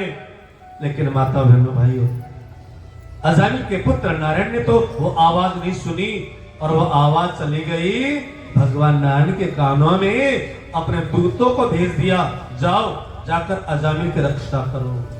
बोलो भक्तर भगवान की। भगवान के दूत आए, यमदूत, चारों यमदूत अज़ामिल के प्राणों को खींच रहे हैं। ये जो हमारा शरीर है ना, इसको स्थूल शरीर कहते हैं। ये 5 तत्वों का बना है, आकाश, वायु, जल, अग्नि, पृथ्वी का। एक इसके अंदर एक शरीर और होता है जिसको सूक्ष्म शरीर कहा जाता है, जो 17 तत्वों का बना होता है, जो नरक और स्वर्ग का भोग भोगता है, उसको जीव आत्मा भी कहा जाता है। वो 17 तत्वों का बना होता है। कौन कौन सी? 5 ज्ञानेंद्रिय, 5 कर्म इंद्रिय, 5 प्राण, मन और बुद्धि। ये जो 17 तत्व है, इस 17 तत्वों से जो जीव बनता है उसको जीव आत्मा, स्वर्ग और नरक का भोग ये शरीर, जो सूक्ष्म शरीर है ना, वो करते हैं। सूक्ष्म शरीर को निकाल रहे थे, भगवान के दूतों ने कहा छोड़ो इसको।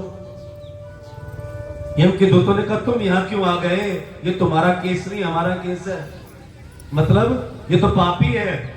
हाँ, पुलिस तो वही जाएगी ना जो अपराधी हो, ये तुम्हारा केस नहीं हमारा है, ये पापी को केस है। भगवान के दूतों ने कहा कब ये पापी का जीवन भर पाप करता रहा। भगवान के दूत कहते अभी सुना नहीं तुमने, हे नारायण बचाओ, हे नारायण बचाओ, भगवान का नाम ले रहा था ना। यम के दूतों ने कहा तुम बड़े भोले हो, आपको पता नहीं है इसके बेटे का नाम भी तो नारायण है, और ये भगवान को नहीं अपने बेटे को बुला रहा था, अपने बेटे नारायण को याद कर रहा था। महाराज आप गलत जगह आ गए। भगवान के दूतों ने कहा गलत जगह नहीं, हम सही जगह आए, क्योंकि भगवान की आज्ञा है कि मरते मरते भी यदि किसी के मुख से भगवान का नाम निकल जाए उसको नरक में मत भेजना, उसको मेरे पास लेकर आना। बोलो किससे कन्हैया लाल की। अच्छा,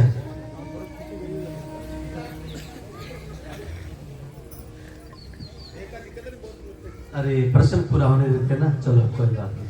बोलो अब आगे करो, आइए। स्वागत है।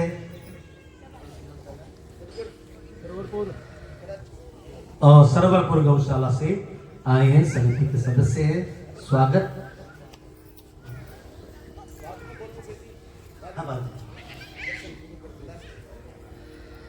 कृष्ण कन्हैया लाल की। गीता में कृष्ण कहते हैं अपिचेत्सु दुराचारो भजन्ते मामन न भाग। पापी से पापी व्यक्ति भी अंतिम समय में मुझे याद कर ले, उसकी सदगति हो जाती। अब खुश मत हो जाना, अब जब मारांगे तभी नाम लेवांगे। फालतू का झंझट, सुबह 4 बजे उठो, नहाओ धो, पूजा पाठ करो। हाँ, जब भगवान कहते हैं मरेगा तब तुझे मैं सदगति दे दूंगा, तो ये फालतू का झंझट क्या, जब मरांगे तभी ले लेंगे, चाला छोड़ छाड़ के। ऐसा ना करियो, क्योंकि पता नहीं है कि अंतिम समय कब आएगा, यही तो पता नहीं है ना। तैयार हुए गाड़ी में बैठने के लिए बाजार जाना है, प्राण निकल गए। फिर लोग कहेंगे कल तक तो घूमा था भाई, कल तक तो यही घूम रहा था, अचानक क्या हो गया, ये पता नहीं है मौत कब आ जाए, कोई भरोसा नहीं है मृत्यु का। इसलिए श्वास श्वास निज नाम जपो, वृथा श्वास मत खोए, न जाने श्वास का आवन होए, पल भर का भरोसा नहीं है। इसलिए हर एक पल सदकर्मों में हमारा बीत जाए, इस उम्मीद से हमें अवश्य इस संसार में रहना चाहिए। और अजामिल जो नरक में जाने वाला था, जिसको यम के दूत ले जाने वाले थे, अंतिम समय में वो पापी भी भगवान को बेटे के बहाने याद किया तो भगवत प्राप्ति हो गई। इसलिए माता बहनों भाइयों, एक बात और कहूं, अपने बच्चों का नाम है ना भगवान के नाम के ऊपर, देवी देवताओं के नाम पर, कृष्ण राम राधे कृष्ण हरि राम, हाँ ये नाम रखा करो। ये रिंकू टिंकू पप्पू झप्पू ये कोई नाम, कुत्ते का नाम भी पप्पू और बेटे का नाम भी पप्पू। एक पप्पू को बुलाते दो पप्पू आ जाते हैं, बेचारे कुत्ते को थोड़ी पता है किस पप्पू को बुलाया है। इसलिए अपने बच्चों का नाम भगवान के नाम पर, देवी देवताओं के नाम पर रखो। क्या पता इस बहाने भगवान के दूत स्वयं आ जाए, भगवत प्राप्ति हो। ये नाम की महिमा। सुखदेव जी कहते हैं परीक्षित, आगे चल के एक सुंदर कथा और आती है, भक्त प्रहलाद की कथा। हिरण्यकश्यप नाम का राक्षस था।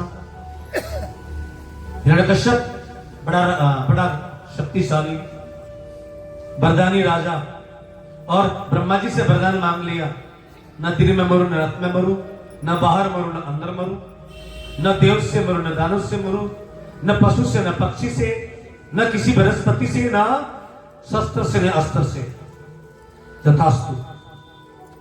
और हिरण्यकश्यप की पत्नी का नाम कयाधु। जब हिरण्यकश्यप तपस्या करने जंगल गया हुआ था, तो पीछे से इंद्र महाराज कयाधु का हरण करके लेकर जा रहे थे। कयाधु रोते रोते जा रही थी, इंद्र महाराज हरण करके लेकर जा रहे थे। रास्ते में देवऋषि नारद जी मिल गए। नारद जी का, इंद्र ये क्या कर रहे हो, तुम देवता हो, एक नारी का अपहरण करना तुम्हें शोभा नहीं देता, अब इसको ले जाकर क्या करोगे। इंद्र कहते हैं ये शक्तिशाली हिरण्यकश्यप का बेटा है, बेटा इसी गर्भ में पल रहा है, और जैसे बच्चा जन्म लेगा तो मैं उसको मार डालूंगा, क्योंकि हिरण्यकश्यप इतना पापी अत्याचारी, उसका बेटा भी तो ऐसा ही बनेगा। तब नारद जी ने कहा ना, ऐसी उम्मीद मत रखो कि हिरण्यकश्यप का पापी है तो उसका बेटा पापी ही बनेगा, अत्याचारी ही बनेगा। कयाधु को मेरे साथ भेजो, मैं संतों की कुटिया में ले जाकर इसको सत्संग सुनाता हूं। और माताओं बहनों भाइयों, कयाधु ने जब बालक प्रहलाद गर्भ के अंदर था तब संतों का सत्संग सुना, और गर्भ के अंदर बैठे बैठे भक्त प्रहलाद ने भी सत्संग सुना। नहीं तो एक राक्षस के यहाँ पर भक्त कैसे पैदा हो सकता है? हो सकता है यदि मां चाहे तो। इसलिए एक बात और ध्यान रखना, बालक के संस्कार मां के गर्भ से ही प्रारंभ हो जाते हैं। बालक जब गर्भ में होता है ना, तभी से मां का व्यवहार, मां की वाणी, मां का चाल चलन, भाषा, व्यवहार, ये सब कुछ वह बच्चा नोट करता है गर्भ के अंदर बैठा बैठा। इसलिए गर्भस्थ शिशु की, उसको यदि आप अच्छे संस्कारवान बनाना चाहते हैं तो मैं तो यही कहता हूं कि मंदिर में जाया करें, वो पूजा पाठ करती रहा करे, अच्छे किताबें पढ़े, अच्छे साहित्य पढ़े, अच्छे जो धार्मिक धारावाहिक है वो देखा करें। जो मारना काटना है ना, घर घर की कहानी, सास के साथ कैसे, सास को कैसे मारना है, पति के साथ कैसे षड्यंत्र करना है, ये कैसे करना, ये मत देखा करो। आजकल वो एकता कपूर है ना, सत्यानाश कर रखा हमारे भारत की सभी महिलाओं का। ये एकता कपूर के जितने भी सीरियल्स है ना, वो घर में कैसे तोड़ना है, घर को कैसे बर्बाद करना है, ये बताती जाती है। और हमारी बहनें फिर उसी के अनुसार, ध्यान देना, वो केवल कहानी है, एक नाटक है, हकीकत में कुछ भी नहीं होता है। ऐसे सीरियल से, ऐसे जो धारावाहिक है ना, इनसे बच के रहा करो। आप भी बहनों ध्यान देना, इसमें केवल षड्यंत्र सिखाए जाते हैं कि पति के साथ कैसे धोखा करना है, पति के बाद और किसी के साथ कैसे चक्कर चलाना है, कैसे सास को मारना है, भाई को कैसे मारना है, हा? ये सब के सब सिखाए जाते हैं। ऐसे सीरियल्स मैं तो तुम बायकॉट किया करो, मत देखा करो। और गर्भवती बहनों को तो बिल्कुल भी ऐसे धारावाहिक नहीं देखने चाहिए, क्योंकि गर्भ के अंदर जो बच्चा है उसमें संस्कार वैसे ही बनते हैं। प्रहलाद का जन्म हुआ, माता बहनों भाइयों, जब 7-8 वर्ष के हो गए प्रहलाद, हिरण्यकश्यप ने पढ़ने के लिए गुरुकुल भेजा। और गुरुकुल में राक्षस के गुरु क्या सिखाएंगे? मारना, काटना, लड़ना, भिड़ना। लेकिन प्रहलाद कहते गुरुदेव ये विद्या मुझे नहीं सीखनी। तो मुझे कुछ भक्ति के बारे में बताओ ना, कि भगवान की भक्ति कैसे करें, भगवान कैसे प्रसन्न होते हैं, ये हमें सिखाओ ना। तो दोनों गुरु डर गए और दोनों ने जाकर हिरण्यकश्यप के पास शिकायत कर दी, महाराज आपका बेटा बिगड़ गया, हमारे बस की बात नहीं है। वो तो न जाने भगवान की बातें करता है, वो आपको भगवान नहीं मानता है। हिरण्यकश्यप ने प्रहलाद को बुलवाया, बेटा मेरे पास आओ। प्रहलाद ने सबसे पहले जाते ही हिरण्यकश्यप को दंडवत प्रणाम किया, क्योंकि राक्षसों में तो ऐसे संस्कार होते नहीं है जो अपने माता पिता को प्रणाम करे। हिरण्यकश्यप एक बार तो खुश हो गया, ओह मेरा बेटा मुझे प्रणाम कर रहा है। उठाया, बड़ा लाड प्यार किया और कहा, बेटा आज तक तुम्हारे गुरुओं ने तुम्हें क्या सिखाया है, तुम गुरुकुल में क्या पढ़कर आए हो? तो हिरण्यकश्यप को कह दिया प्रहलाद ने, पिताजी इन गुरुओं को तो पढ़ाना आता ही नहीं है, ये मारना, काटना, तलवार चलाना, धोखा देना सिखाते हैं। लेकिन मैंने मां के गर्भ में सीखा है कि भगवान की भक्ति करने के 9 तरीके हैं, जिसको नवदा भक्ति कहते हैं। श्रवणम, कीर्तनम, विष्णु श्रवणम, पाद सेवनम, अर्चनम, वंदनम, सख्यम, दास्यम, आत्मनिवेदनम। हे पिताजी, ये 9 तरह की भक्ति है। सबसे पहली भक्ति है श्रवणम। आप यहां बैठे जो कथा सुन रहे हो ना, ये सबसे उच्च कोटि की भक्ति है माताओं बहनों भाइयों, ध्यान देना।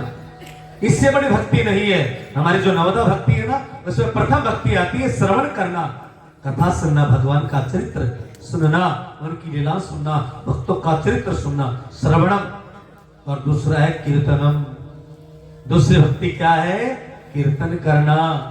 जब कीर्तन गाया जाए तो ताली बजा के साथ देना। आपको नाचने का मन करे तो नाचना, और आंखें बंद करके मस्ती के साथ कीर्तन बोलना। यह है कीर्तनम। विष्णु स्मरणम, सिमरन करना बैठकर।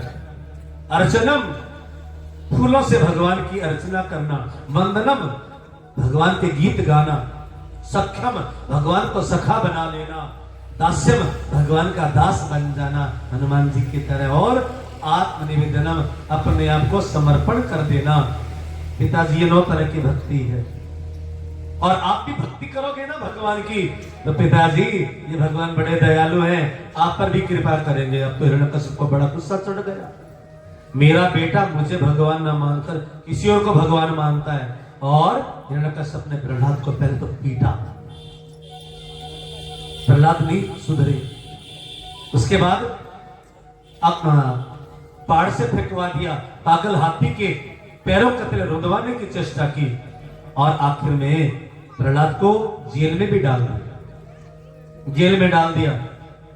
और कब भूखा रखो इसको महीनों तक, अपने आप सुधर जाएगा, ये मुझे भगवान मानना शुरू कर देगा। प्रहलाद को भूखा रखा 1 महीने। भगवान विष्णु ने कहा लक्ष्मी से, लक्ष्मी जरा देखना दुनिया में सब भोजन कर चुके हैं क्या? तो लक्ष्मी ने कहा नहीं महाराज, एक बालक भूखा है, आपका भक्त प्रहलाद, प्रहलाद भूखा है। लक्ष्मी जल्दी जाओ प्रहलाद को भोजन करवा के आओ। और माताओं बहनों भाइयों, ऐसे भूखे जो भूखे जिनको उसका पिता भूखा रखना चाहता है, भगवान स्वयं लक्ष्मी से कहते हैं जाओ भक्त को भोजन करा के आओ। लक्ष्मी भोजन करवा रही है और भक्त भोजन कर रहा है। कौन भूखा मार सकता है भक्त को जिसकी देखरेख स्वयं भगवान कर रहे हो? हिरण्यकश्यप परेशान हो गया। एक दिन उसकी बहन आ गई जिसका नाम था होलिका। ध्यान देना, जो होलिका जलाते हो, होली दहन करते हो ना आप, वो लकड़ी से जलाते हो, थेपड़ी जलाते हो। होली, होली कौन थी पता है? होली थी हिरण्यकश्यप की बहन। और जब होली का दहन करते हो, होली जलाते हो, तो माता एक थाली लेकर जाती। क्या करने जाती है? कहां जा रही हो? होली पूजन जावा। ये थारी बुआ लग गया कि होली पूजन? अरे होली तो राक्षसी थी, प्रहलाद को मारना चाहती थी वो, और फिर कहते होली पूजन जावा। ऐसे किया करो, भक्त की पूजा, भगवान पूजन जावा। होली तो राक्षसी थी। हिरण्यकश्यप से कहा मैं मारूंगी। कहा तुम कैसे मारोगी? होलिका का चिता बनाओ, लकड़ियां इकट्ठी करो, चिता बनाओ, और उस चिता में मैं प्रहलाद को लेकर बैठ जाऊंगी और प्रहलाद को जला दूंगी। हिरण्यकश्यप ने कहा तेरा दिमाग ठीक है, तू भी जल जाएगी ना उसके साथ? कहा ना ना, मेरे पास लोमस ऋषि का दिया एक वस्त्र है। पहले भी मैं पति के साथ झूठी सती होना चाह रही थी, पति को तो जला दिया, मैं बच गई और मेरी पूजा हो गई। शीतला माता की जय, शीतला माता बन गई मैं। हाँ, अब भक्त को जलाऊंगी ना तो मेरी और डबल पूजा होने लग जाएगी। अच्छा, षड्यंत्र किया गया माताओं बहनों भाइयों। बड़ी लंबी चौड़ी चिता तैयार कर दी गई और बुनियादी करवा दी। जरा देख लो एक भक्त का परिणाम। कोई भगवान को याद करेगा, प्रहलाद की तरह जला दिए जाओगे। सारे के सारे भक्त आए और भक्तों ने आंखों में आंसू भरकर अपनी जो माला थी ना, चिता में डाल दी। आजकल माला तो महंगी है चंदन की, तो क्या गोबर की माला बनाते, बड़े दुल्हा क्या बनाते हो, उठा उठा के डाल देते हो। अरे अब डालने की जरूरत नहीं हो, तो परंपरा थी, वो तो भक्तों ने तब डाली थी जब प्रहलाद संकट में थे। महाराज भगवान से कहा ये संभालो माला, अब हम भक्ति नहीं करेंगे। प्रहलाद जल गया तो फिर आप पर विश्वास हमारा समाप्त हो जाएगा। लेकिन प्रहलाद को जब होलिका गोद में लेकर बैठी, प्रहलाद मुस्कुरा रहे हैं। आयु होगी केवल 9-10 साल की प्रहलाद की, प्रहलाद मुस्कुरा रहे हैं, हंस रहे हैं। होलिका गोद में लेकर बैठ गई माताओं बहनों भाइयों। और जैसे ही चिता में अग्नि लगा दी गई, चिता धू धू करके जल उठी। उस दिन, जिस दिन होली जलाई जा रही है, उस दिन राक्षसों ने शराब पी।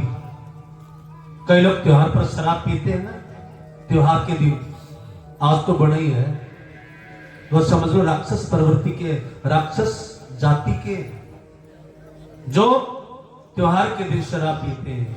ये विष्णु समाज है ना, जिस दिन होली का दहन होता है उस दिन हलवा खीर नहीं बनाते, अगले दिन बनाते हैं, क्योंकि उस दिन भक्त संकट में था कि भक्त संकट में है और हम हलवा पूरी खाएं, हम मिठाई बनाए, नहीं बनाते उस दिन वो।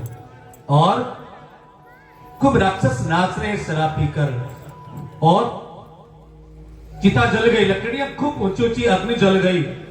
और इतने भगवान का एक सुंदर सा चमत्कार हुआ।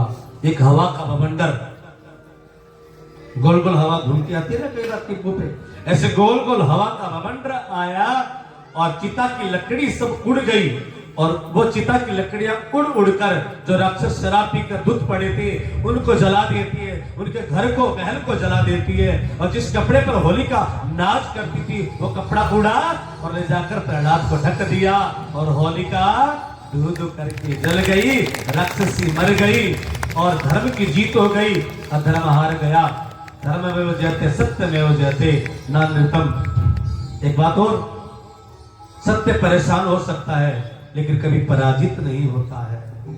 धर्म पर चलने वाले परेशान हो सकते हैं लेकिन कभी उनकी हार नहीं होती है। और जब अगले दिन भक्तों ने सोचा जरा देख कर आए, प्रहलाद जल गया होगा, परिवार में तो कोई करेगा नहीं, उसकी राख आदि उठाकर हम ले आए, उसके लिए कुछ करें। लेकिन सुबह सुबह जाकर भक्तों ने क्या देखा, जलती हुई अग्नि के ऊपर प्रहलाद पलाथी मारकर बैठे हैं और हाथ जोड़कर भगवान की वंदना कर रहे हैं। कमाल ही हो गया, प्रहलाद जैसे फूलों की सैया पर बैठे हैं और तनिक भी खरोच नहीं आया प्रहलाद के शरीर पर। रात को राक्षस नाच रहे थे और अब नाचने की बारी किसकी हो गई, भक्तों की। अब भक्त फिर नाच रहे हैं, गुलाल अबीर उड़ाकर, फूलों की होली खेलकर, भक्त पिचकारियों से रंग भर भर कर एक दूसरे को खुशी में रंगों से भर रहे हैं और कह रहे हैं,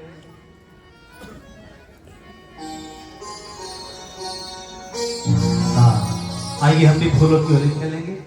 कुछ फूल ला रखे हैं हमारे साथी से अनुरोध है। ये जल तो फिर बाद में सुनो। और वैसे मैं त्रिवेणी का जल भी लेकर आया हूं, संगम का। मैं आज ये संगम का स्नान भी करवा देता हूं सब भक्तों को, यहीं पर बैठे बैठे, और साथ में फूलों की होली भी खेलेंगे। झोली भर लो रे भक्तों रंग और गुलाल से, झोली भर लो रे भक्तों रंग और गुलाल से, होली खेलांगा अपा गिरिधर गोपाल से, होली खेलांगा अपा गिरिधर गोपाल से, झोली भर लो रे भक्तों रंग और गुलाल से, झोली भर लो रे भक्तों रंग और गुलाल से, होली खेलांगा अपा गिरिधर गोपाल से, होली खेलांगा अपा गिरिधर गोपाल से। ठीक है, जय हो।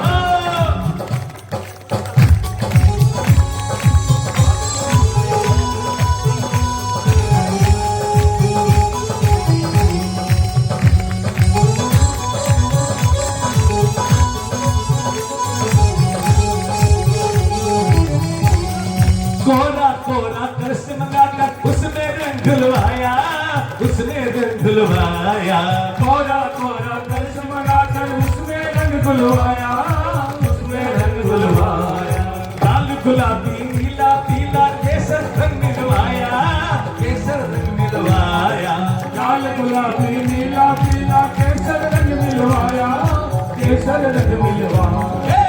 बच बच के रहना उसकी टेढ़ी मेढ़ी चाल से, बच बच के रहना उसकी टेढ़ी मेढ़ी चाल से, होली खेलांगा अपा गिरिधर गोपाल से, होली खेलांगा अपा गिरिधर गोपाल से, होली भर लो रे भक्तों और गुलाल से, होली भर लो रे भक्तों और गुलाल से, होली खेलांगा अपा गिरिधर गोपाल से, होली खेलांगा अपा गिरिधर गोपाल से। आप इसको नाचना सकते, हरि बोल।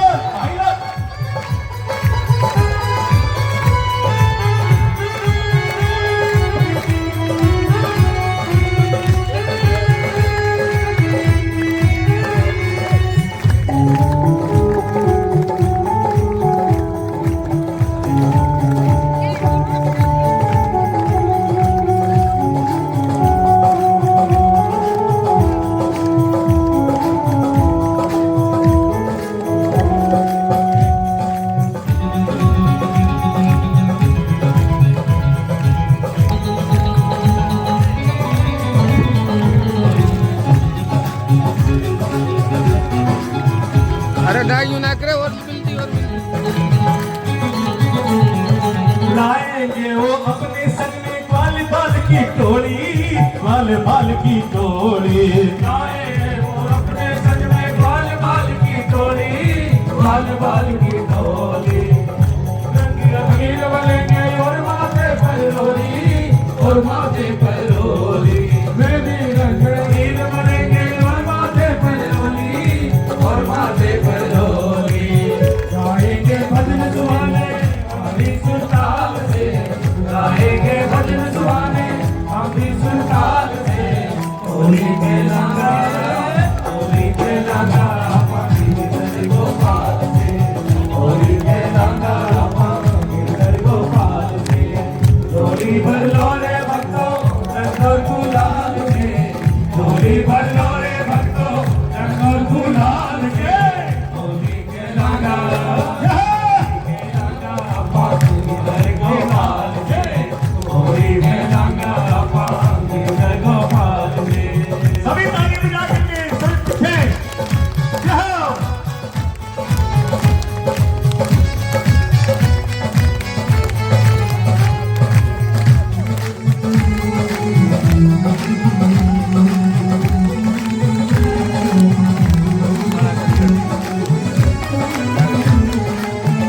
सभी से गाना लगाते हुए और श्री गौ माता की।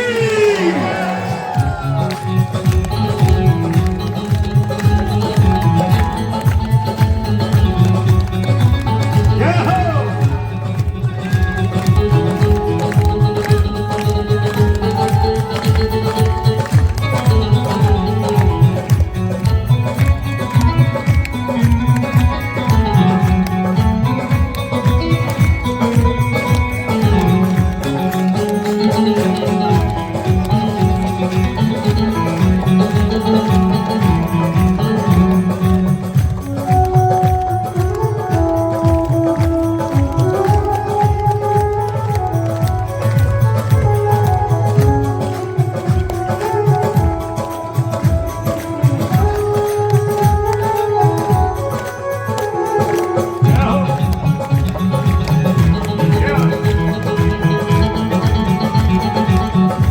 बोलो सतगुरु भगवान की। बोलो महेशपुरी बाबा बोले बोले की। बोलो सतगुरु भगवान की। अब सब नाचेंगे। अरे श्याम पिया की बजे बांसुरी ग्वालों के मंजीरे, ग्वालों के मंजीरे। श्याम पिया की बजे बांसुरी ग्वालों के मंजीरे, ग्वालों के मंजीरे। संग बजावे ललिता नाचे राधा धीरे धीरे, राधा धीरे धीरे। संग बजावे ललिता नाचे राधा धीरे धीरे, राधा धीरे धीरे। नाचेंगे साथ मिलकर, नाचेंगे साथ मिलकर हम भी सरकार के, नाचेंगे साथ मिलकर हम भी सरकार के। होली खेलाना, होली खेलाना अपा गिरधर गोपाल से, होली खेलाना अपा गिरधर गोपाल से। होली खेलाना से, होली खेलाना। जमुना जी ने सोचा कि हमारे प्रभु आए हैं, मैं चरण छू लूं, और जमुना बढ़ने लग गई। लेकिन कृष्ण तो सिर पर है ना। भगवान ने सोचा मेरे पिताजी को कुछ हो गया तो डूब, क्योंकि जमुना तो दर्शन तभी कर सकेगी ना, चरण तभी छुएगी जब मेरा पिता डूब जाए, और पिता डूब गया तो फिर बेइज्जती हो जाएगी मेरी। भगवान ने अपना चरण नीचे लटकाया टोकरी से, जमुना जी को अपना चरण स्पर्श करवाया। जमुना ने जगह बना दी और वसुदेव जी गोकुल आ गए। अपने लाला को सुला दिया, कन्या को लेकर आ गए और सभी ने स्वागत किया। स्वागतम कृष्णा, शुभ स्वागतम कृष्णा, स्वागतम कृष्णा, शुभ स्वागतम कृष्णा। ओ स्वागतम सुस्वागतम शरणागतम कृष्णा। ओ स्वागतम शुभ स्वागतम शरणागतम कृष्णा। ओ स्वागतम कृष्णा, शुभ स्वागतम कृष्णा, स्वागतम कृष्णा, शुभ स्वागतम कृष्णा। वसुदेव बने हैं क्या? झांकी है राजेंद्र? नहीं है। हाँ ये ठीक है, झांकी वैसे मुझे पसंद नहीं, लेकिन आज वसुदेव मैं भूल गया बताना आपको। वसुदेव की झांकी होती तो अच्छा रहता, कोई बात नहीं है। आइए 2 मिनट बैठेंगे। रोशन भाई दानदाताओं के नाम बता दो, अब बता दो जल्दी जल्दी, फिर हम सबको नचाएंगे। ठीक है, सब नाचेंगे। कोई भी वो पूछे भाई उनको सम्मानित करना है श्री रामेश्वर जी भोडिया से, और जो भोडिया खेड़ा से भी पहुंचे उन सभी से निवेदन कि महात्मा जी से जाकर आशीर्वाद लेके आए जी। भागवत से एक आशीर्वाद लेना बहुत बड़ा सौभाग्यशाली हो आप।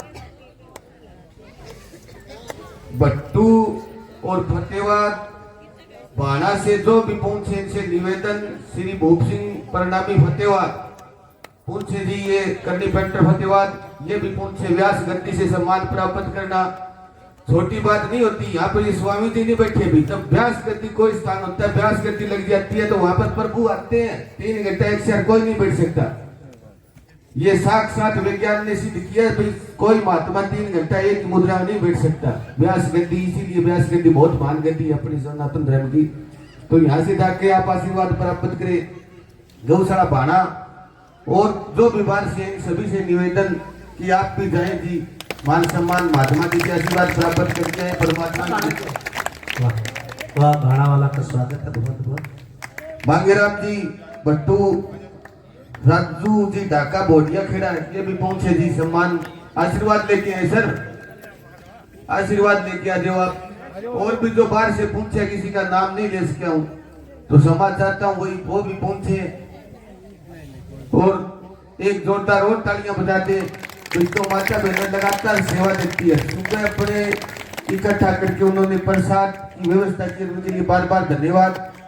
और सभी माता बहनों से एक फिर विशेष प्रार्थना, तो अपने संस्कार खुद में संस्कार नहीं तो अपनी औलाद को कैसे देंगे। थोड़ा सा 1 मिनट का टाइम लगेगा, लाइन में हो गया फिर तबरी प्रसाद की टाइम ना बचाएं, लाइन में लेकर जाए। 5 मिनट का समय फालतू लगेगा, ज्यादा टाइम खराब नहीं होती।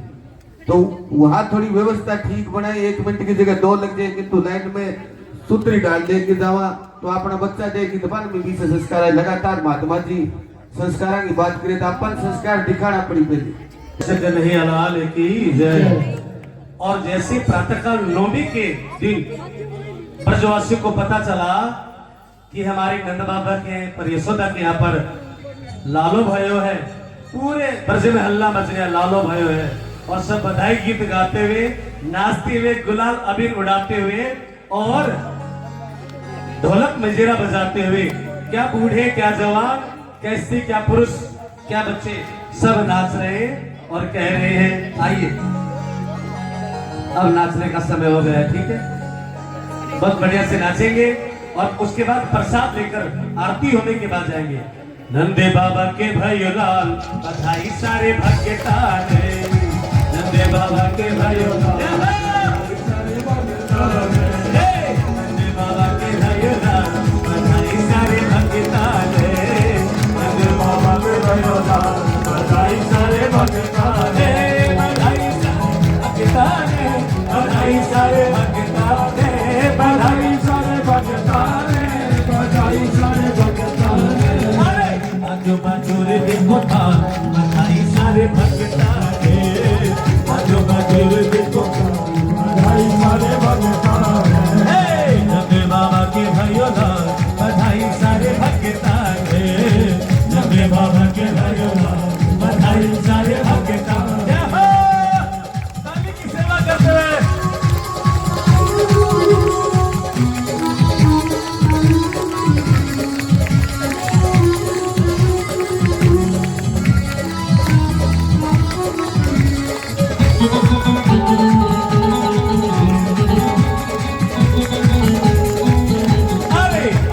अंगड़ो धन्य हुयो है, आदियो अंगड़ो धन्य हुयो है, नंदलाल को जन्म भयो है, नंदलाल को जन्म भयो है।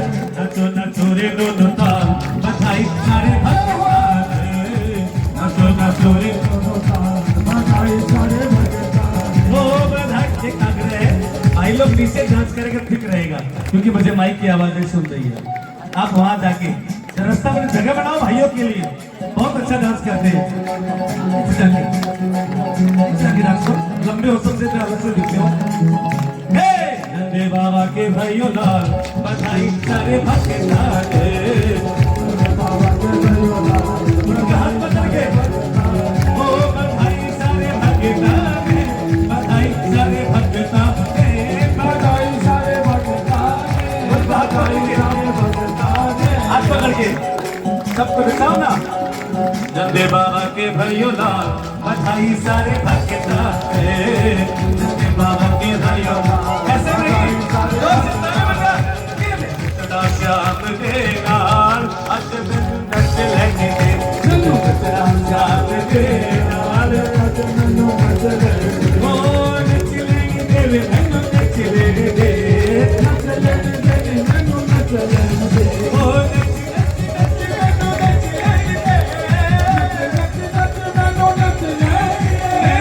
मुरली वाला यार अज मैनू नच लैने दे, मुरली वाला श्याम के दर्शन कर लेंगे, अरे हट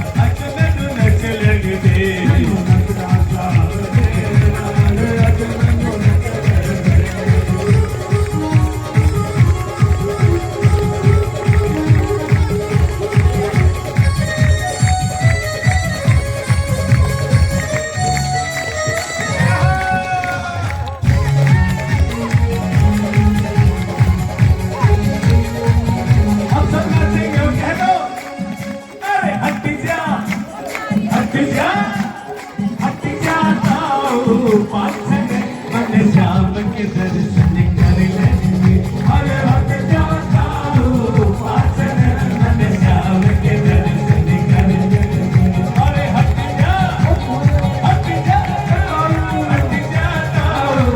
पासन, मैंने श्याम के दर्शन कर लेंगे।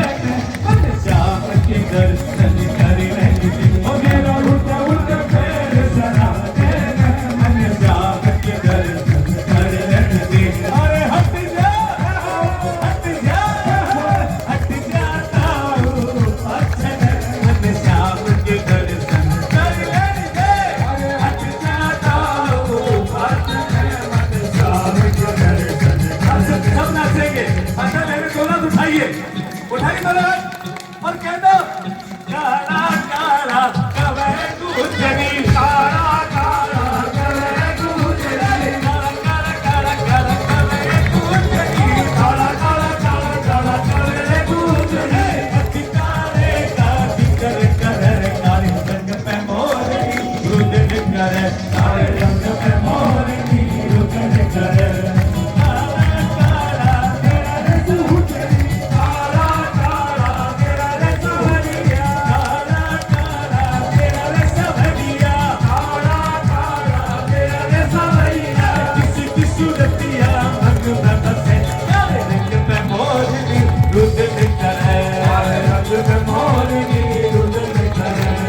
हरे हरे भाषा की बनी है बसुरिया, हरे हरे भाषा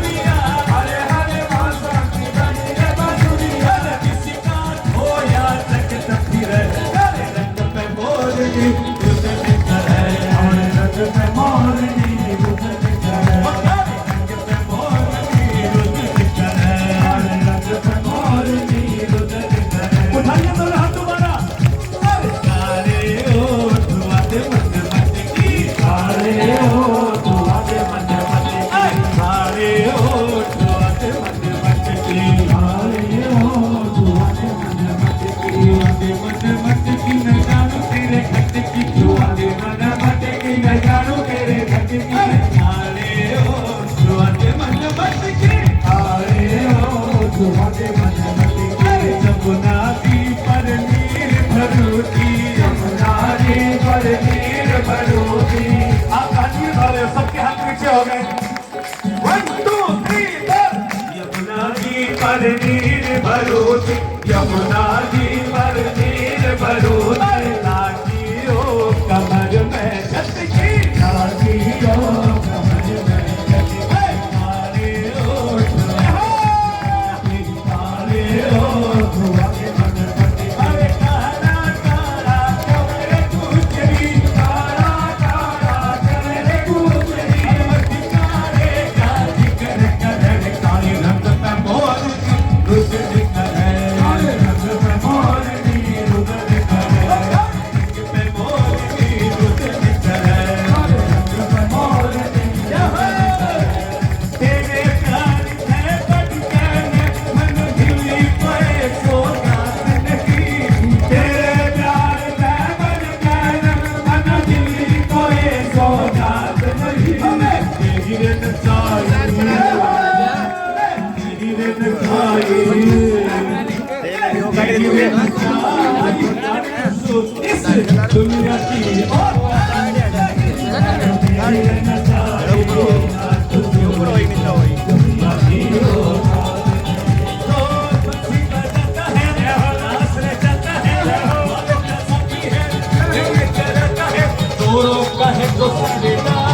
वो है कृष्ण कन्हैया चोरों का है जो सरदार, वो है किशन कन्हैया।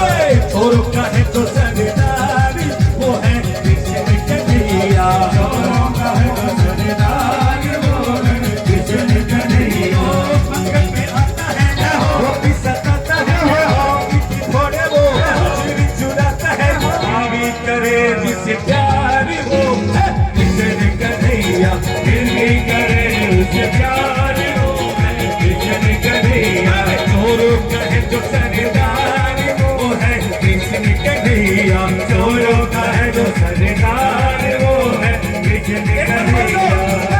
आनंद भयो जय कन्हैया लाल की, यशोदा के लालो भयो जय कन्हैया लाल की, आनंद भयो जय कन्हैया लाल की, यशोदा के लालो भयो जय कन्हैया लाल की, गोपी नाचे ग्वाल नाचे जय हो नंद लाल की, गोपी नाचे ग्वाल नाचे जय हो नंद लाल की, आनंद भयो जय कन्हैया लाल की, यशोदा के लालो भयो जय कन्हैया लाल की, आनंद भयो जय कन्हैया लाल की।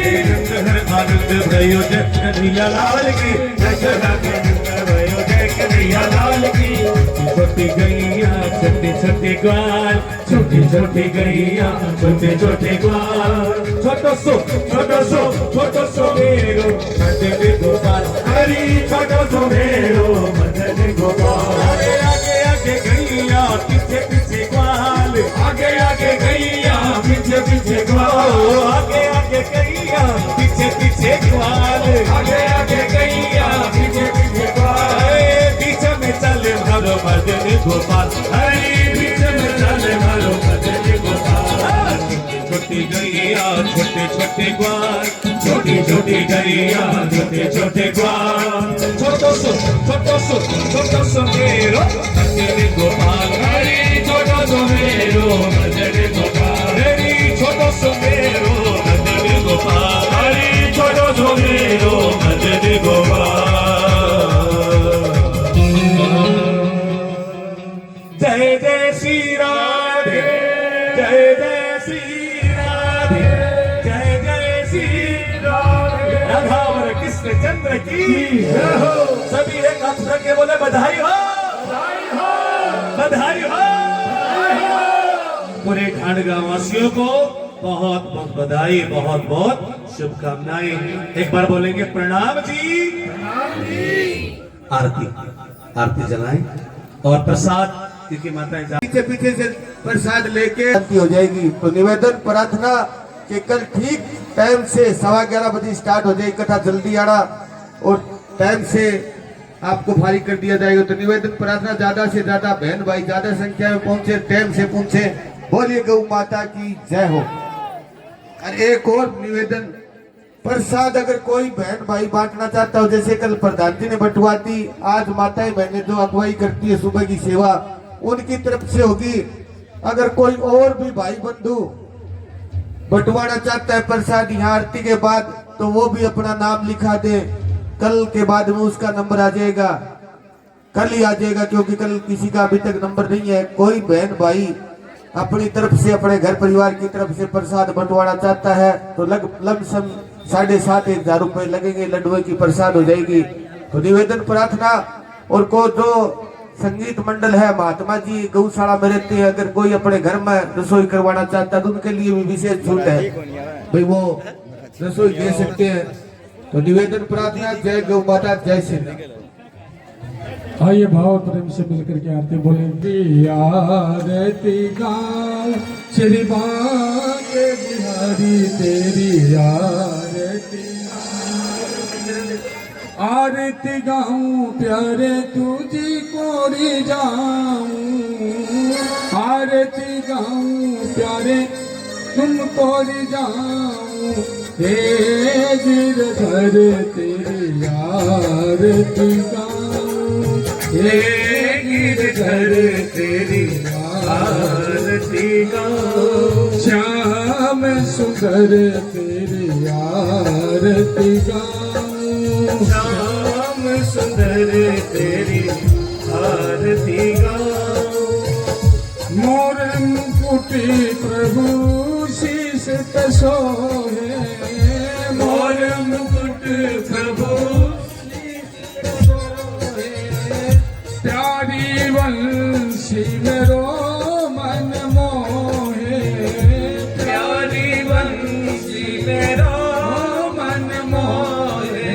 देख छवि बड़ी यारी जाऊं, देख छवि मन हारी जाऊं, हे गिरधर तेरी आरती गाऊं, हे गिरधर तेरी आरती गाऊं, चरणों से निकली गंगा प्यारी, चरणों से निकली गंगा प्यारी, जिसने सारी दुनिया तारी, जिसने सारी दुनिया तारी, मैं उन चरणों में शीश झुकाऊं, मैं उन चरणों में शीश झुकाऊं, श्री बांके बिहारी तेरी आरती गाऊं, बांके बिहारी तेरी आरती गाऊं, दासियानाथ के नाथ आप हो, दासियानाथ के नाथ आप हो, सुख दुख जीवन प्यारे साथ आप हो, सुख दुख जीवन प्यारे साथ आप हो, हरि चरणों में शीश झुकाऊं, हरि चरणों में शीश झुकाऊं, श्री बांके बिहारी तेरी आरती गाऊं, बांके बिहारी तेरी आरती गाऊं, श्री हरिदास के प्यारे तुम हो,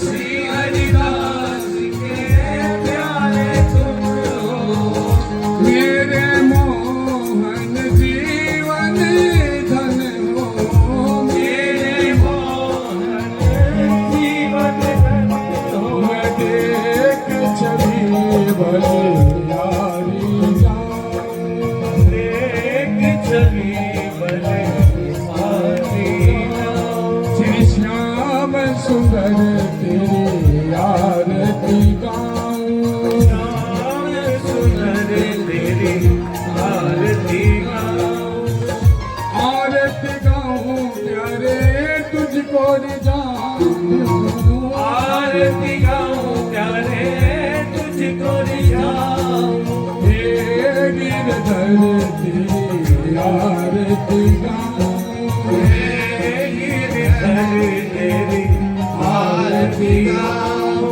सतगुरु महाराज तेरी आरती गाऊं, मेरे सतगुरु महाराज तेरी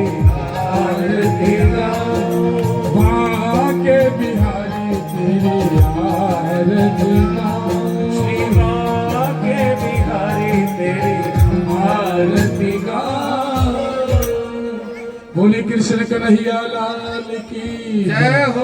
सतगुरु महाराज की जय हो। भोले वाले बाबा की जय हो। गौ माता की जय। आज के आनंद की जय हो।